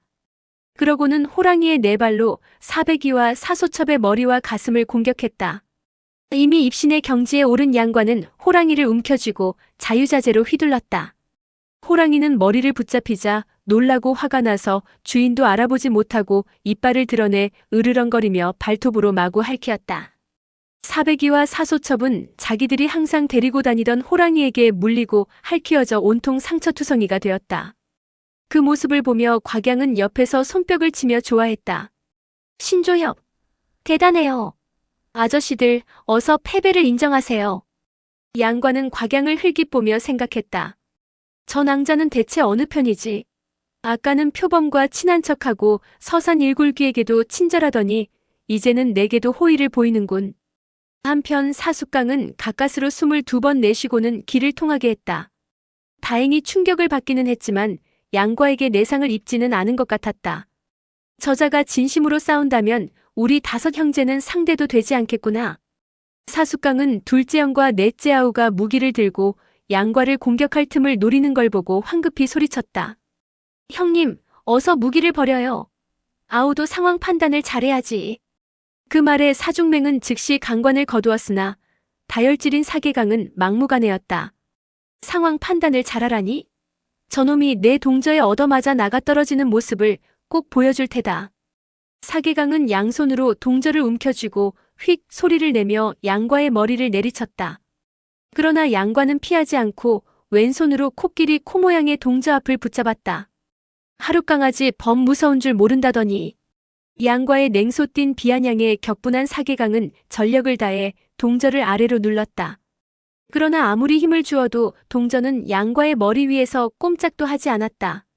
그때 사숙강이 소리쳤다. 넷째 아우, 무례를 범하지 마라. 그제야 사계강은 손을 거두려고 했으나 양과에게 잡힌 동저는 마치 녹이 슬어 붙어버린 것처럼 꼼짝도 하지 않았다. 사계강은 하는 수 없이 다시 힘을 주면서 내리눌렀다. 사계강의 힘이 예사롭지 않자 양과도 이대로는 안 되겠다 싶었다. 내가 본때를 보여주지 않으면 이 힘만 센 하룻강아지가 굴복하지 않겠구나. 양과가 내공을 동저 중간에 주입하자 두꺼운 동저가 뚝 하는 소리와 함께 부러져 버렸다. 사계강은 그 힘에 2 손이 찢어지며 피가 흘러내렸다. 양과는 호통하게 웃으며 반으로 동강난 동저를 아무렇게나 날려보냈다. 동저는 눈밭에 직선으로 깊이 꽂히더니 눈 속에 묻혀버렸다. 쌓인 눈은 1척 정도밖에 되지 않았으나 3척이나 되는 동저가 눈 속에 박혀 보이지 않았다. 상황이 이렇게 되자 사숙강과 사소첩 등은 맹수들을 멈추게 하려고 이리저리 뛰어다녔다. 그러나 사람 피를 본 맹수들은 이미 야성이 발작해 쉽게 멈추지 않았다. 그 모습을 보며 양과는 곽양에게 손가락으로 귀를 막으라는 신용을 했다. 곽양은 영문도 모른 채 일단 양과의 손짓대로 귀를 막았다. 그러자 양과가 크게 심호흡하더니 장소를 내질렀다. 얼마나 심오한 내공이 담겼던지 마치 용이 울부짖는 듯한 소리가 하늘을 울렸다. 곽양은 귀를 막고 있었는데도 그 소리에 가슴이 울렁거리고 정신이 혼미해져 제대로 서 있을 수조차 없었다. 다행히 어릴 때부터 부친에게 현문정종의 내공을 전수받아서 부족하긴 했지만 기초는 보통 고수들만큼 탄탄했다. 그래서 양과의 소리를 듣고도 쓰러지지 않았다. 소리가 끊어질 듯 끊어지지 않고 계속 이어지자 모두들 낯빛이 노랗게 변했고 짐승들이 잇따라 픽픽 쓰러졌다. 서산 일굴기와 사씨 형제들도 쓰러졌는데 오직 사숙강만이 간신히 버티고 서 있었다. 신조는 사방을 둘러보며 아주 위험 있는 모습으로 서 있었다. 양과는 부상당한 자들의 내공이 얕아서 심한 내상을 입을지도 모른다는 생각에 소매를 떨치고는 곧 소리를 멈추었다. 잠시 뒤 사람들과 맹수들이 천천히 일어났다. 그 와중에도 담비나 늑대 같은 작은 짐승들은 여전히 정신을 차리지 못하고 여기저기에 오줌을 갈겼다. 정신을 차린 맹수들은 사씨 형제의 지시가 없는데도 잇따라 꼬리를 숨기고는 뒤도 돌아보지 않고 숲속으로 도망쳤다. 사씨 형제와 서산 일굴기는 평생 처음 보는 고강한 무공에 놀라 입도 벙긋하지 못한 채 멍하니 서 있기만 할 뿐이었다. 양과가 앞으로 나서며 정중하게 말했다. 사씨 형제분들은 제 무례를 용서하십시오. 저는 서산 일굴기와 선약이 있어 잠시 멈추라고 한 것뿐입니다. 그러니 제 일이 끝난 후 다시 싸우시면 됩니다. 그런 뒤 양과는 살신귀에게 말했다. 자, 이제 우리의 약속을 이행합시다. 하나씩 덤빌 것이요? 아니면 10명이 한꺼번에 덤빌 것이요? 살신귀는 양과의 휘파람 소리에 눌려 쓰러져 있다가 겨우 일어나기는 했지만 아직도 정신이 얼떨떨한 상황이라 뭐라 대답할 말을 찾지 못했다. 그때 장수기가 코가 땅에 닿도록 절을 하며 말했다. 신조대협, 우리의 보잘것없는 무공으로 어찌 대협과 겨루겠습니까? 서산 일굴기가 어찌 감히 상대나 될 수 있겠습니까? 저희의 생명을 구해주셨으니 앞으로 어떤 명이라도 받들겠습니다. 불 속이라도 뛰어들 각오가 되어 있으니 저희 형제들에게 산서로 물러나라 하신다면 잠시도 지체하지 않고 즉시 떠나겠습니다.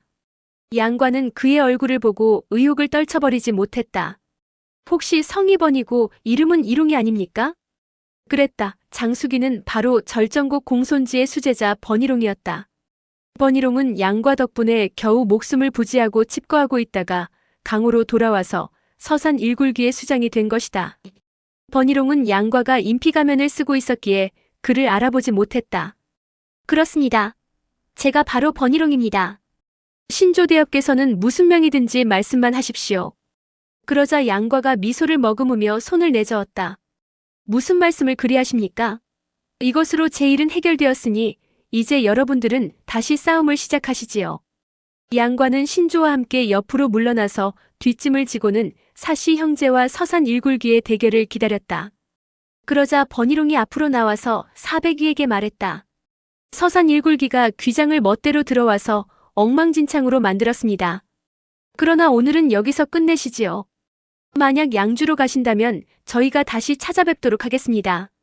사백위는 번이롱의 공손한 말투 속에 담겨있는 말뜻을 알아차렸다. 즉 복수를 하러 오겠다는 의미였다. 우리 형제들이 양주에서 기다리지요. 만약 셋째 아우가 결국 병을 고치지 못한다면 어찌 그 뿌리 깊은 원한을 잊겠습니까? 그렇게 되면 여러분이 양주로 오시지 않아도 저희 네 형제가 찾아갈 것입니다. 그 말에 번이롱은 영문을 알 수 없어 되물었다. 셋째 형제분은 원래 병을 앓고 있었는데 그 일과 저희가 무슨 관련이 있단 말씀입니까? 그 말을 듣는 순간 사백위는 분노로 얼굴이 벌겋게 달아올라 소리쳤다. 우리 셋째 아우는. 그때 사숙강이 옆에서 길게 한숨을 쉬며 말을 끊었다. 큰형님, 서산 일굴기가 일부러 그런 게 아니지 않습니까? 제 명이 여기까지인 것을 어찌 남을 탓하겠습니까? 괜한 원수를 만들지 맙시다. 그 말에 사백위가 왠지 모를 슬픈 표정으로 중얼거렸다. 그래도 기회가 있었는데. 사백위는 겨우 분노를 가라앉힌 후 번이롱에게 폭권의 예를 취했다. 청사는 변하지 않고 녹수는 유유히 흐르니 다음에 만날 날이 있겠지요. 그러고는 양과를 돌아보았다. 신조대협, 저희 형제가 30년을 더 수련한다고 해도 대협의 적수는 되지 못할 것입니다. 기꺼이 저희의 패배를 인정합니다. 앞으로는 대협께서 가시는 곳은 저희가 알아서 피해드릴 것입니다. 그 말에 양과가 웃으며 답했다. 무슨 그런 말씀을 하십니까? 그럼 저희는 이만 가보겠습니다. 사백위는 사숙강의 팔을 부축하며 길을 재촉했다. 그때 번이롱이 사백위를 불러 세웠다. 대형, 잠시만 멈추십시오. 아까 셋째 형제분께서 저희가 일부러 그런 게 아니라고 하셨는데 그게 무슨 뜻입니까? 저희가 귀장을 멋대로 침입한 것 외에 다른 잘못을 범했다는 말씀입니까? 만약 저희 잘못이 있었다면 목이 잘려도 할 말이 없을 겁니다. 하물며 어찌 사죄를 못하겠습니까? 사백위는 아까 서산 일굴기가 맹수들에게 포위되었어도 용맹을 떨치던 모습이며 서로 가죽 모자를 양보하며 형제들을 살리려던 모습을 떠올렸다. 최소한 이들은 죽음이 두려워 거짓을 말할 인물들은 아닌 듯했다. 구미 영호를 쫓아버려서 셋째 아우는 이제 치료할 방법이 없게 되었습니다. 그러니 1000만 번 절을 하며 사죄한다고 해서 그게 다 무슨 소용이겠습니까? 그 말에 번이롱은 깜짝 놀랐다. 그제야 사씨 형제들이 맹수를 이끌고 작은 여우 한 마리를 쫓던 일이 생각났다. 그 여우가 그렇게 중요한 줄 몰랐습니다. 지금이라도 우리가 합심해서 잡으면 되지 않습니까? 그깟 작은 여우 한 마리 잡는 게 뭐 그리 대수겠습니까? 그 말에 사계강이 흐느끼며 말했다. 구미 영호를 잡아주기만 한다면 우리 형제는 평생 서산 일굴기를 은인으로 생각할 겁니다. 그러나 그게 말처럼 쉬운 게 아닙니다. 번이롱이 자세히 말 좀 해보라고 했다. 그러자 사중맹이 한숨을 내쉬며 대답했다. 몇 년 전 셋째 아우가 양주에서 억울한 일을 당하는 사람을 보고 도와주려다가 상대의 함정에 빠져 그만 중상을 입고 말았습니다. 이야기를 듣고 있던 곽양이 끼어들었다. 셋째 형제분의 무공이 그렇게 높은데 누가 중상을 입혔단 말이에요? 곽양이 놀라서 묻자 사중맹이 대답했다. 셋째 아우에게 부상을 입힌 건 곽도라고 하는 몽골 왕자였습니다. 몽골 제1호국 대사인 금융국사의 제자라고 하더군요. 사중맹의 말에 양과가 말없이 고개를 끄덕였다. 그 모습을 힐끗 쳐다보던 곽양이 양과에게 말했다. 신조대협, 몽골 왕자를 찾아가서 사시 형제분들의 복수를 해주세요. 그러자 사중맹이 난처한 표정으로 말했다. 이 일은 신조대협께 누를 끼치지 않아도 됩니다. 다만 셋째 아우의 내상은 현재로선 구미 영호의 피로만 치유할 수 있으니 빨리 찾으려는 겁니다. 아우의 내상을 치유하면 찾아가서 정정당당하게 복수를 할 겁니다. 그 말에 곽양은 자기 일이라도 된 듯 마음이 조급해졌다. 그럼 어서 찾으러 가요. 그러자 사중맹이 고개를 내저었다. 그게 그리 쉽게 찾을 수 있는 게 아닙니다. 구미 영호는 백수 중에서도 가장 희귀하고 영민한 동물입니다. 저희 5 형제가 거의 1년을 찾아 헤맨 끝에 겨우 진남에서 발견했습니다. 구미 영호는 서북 3,000리 정도 되는 한늪에 살고 있습니다. 그 말에 살신기가 놀란 표정으로 물었다. 그 늪이라면 흑룡담을 말하십니까? 그렇습니다. 여러분께서는 진남에서 오래 사셨으니 아실 테지요. 흑룡담은 사방 수십 리가 모두 진흙늪이라 사람이건 짐승이건 한번 빠지면 헤어나오지를 못합니다. 우리는 온갖 노력을 기울여 가까스로 구미 영호를 이 산으로 유인해낼 수 있었지만 영리한 구미 영호에게 같은 방법이 2번 통하지는 않을 겁니다. 살신기는 그제야 사건의 경위를 깨달았다. 그래서 우리를 숲으로 들어오지 못하게 했군요. 그렇습니다. 사실 저희는 진남의 터줏대감도 아닌데 함부로 점령해서 여러분을 못 들어오게 했으니 큰 실례를 저지른 것이지요. 하지만 어쩔 수 없었습니다. 사방에 맹수를 배치하고 이제 그 여우를 사로잡는 게 시간 문제 같아 보였는데 뜻밖의 여러분께서 숲에 불을 지른 겁니다. 결국 맹수들이 놀라서 날뛰는 사이에 간신히 유인해온 여우가 도망가고 말았습니다. 셋째 아우의 내상은 날로 위독해지는데 정말 안타까운 일이지요. 그래서 행동도 거칠었고 말도 그렇게 무례했으니 여러분께서 이해해 주십시오. 사중맹은 다시 한번 폭권의 예를 취하며 양해를 구했다. 그러자 살신기가 말했다. 저희 서산 일굴기가 사죄해야 마땅하겠군요. 이럴 게 아니라 우리가 지금 흑룡담으로 가서 잡으면 안 되겠습니까? 그 말에 사중맹이 고개를 내저었다. 흑룡담은 깊고 넓은 늪입니다. 제 아무리 뛰어난 경공수를 지녔다 해도 늪 위를 장시간 걸어갈 수는 없습니다. 그 구미 영호는 발바닥이 넓고 몸이 민첩해 늪 위를 자유롭게 건너다닐 수 있으니 어찌 잡겠습니까? 옆에서 듣고 있던 곽양은 순간 집에서 키우던 수리 2마리가 생각났다. 양과의 신조가 몸집이 2배나 크니 2사람도 태울 수 있을 것 같았다. 곽양이 눈빛을 반짝이며 양과를 돌아보았다. 신조대협. 대협이 도와줄 마음만 있다면 방법이 있어요. 그 말에 양과가 대소를 터뜨리며 말했다. 어린 아가씨, 사시 형제는 맹수를 다루는데 천하제일이신 분들이야. 그런 분들도 속수무책인데 내가 무슨 수로 구미 영호를 잡을 수 있겠어? 그래, 무슨 방법인지 고견이나 한번 들어볼까? 그러자 곽양이 웃으며 말했다. 수리 위에 타면 흑룡담을 건널 수 있잖아요. 그 말에 양과는 고개를 저었다. 내 수리는 보통 조류와 달라 몸집이 너무 커서 날 수가 없어. 날개로 호랑이를 쓸어버릴 수는 있지만 날지는 못하니 그 방법으로는 안 돼. 2 사람의 대화를 듣던 사중맹은 양과의 말투에서 도와주겠다는 뜻을 읽었다. 자기 형제가 생사의 갈림길 위에 놓여 있는데 무엇을 망설이겠는가? 그는 얼른 무릎을 꿇고 양과에게 절을 올렸다. 신조대협, 제 아우의 목숨이 경각에 달려 있습니다. 그러자 옆에 있던 사백위, 사계강, 사소첩도 일제히 무릎을 꿇었다. 신조대협, 부디 살려주십시오. 이러지 마십시오. 양과는 얼른 그들을 일으키고는 잠시 생각에 잠겼다가 입을 열었다. 장담은 못하지만 최선을 다해보겠습니다.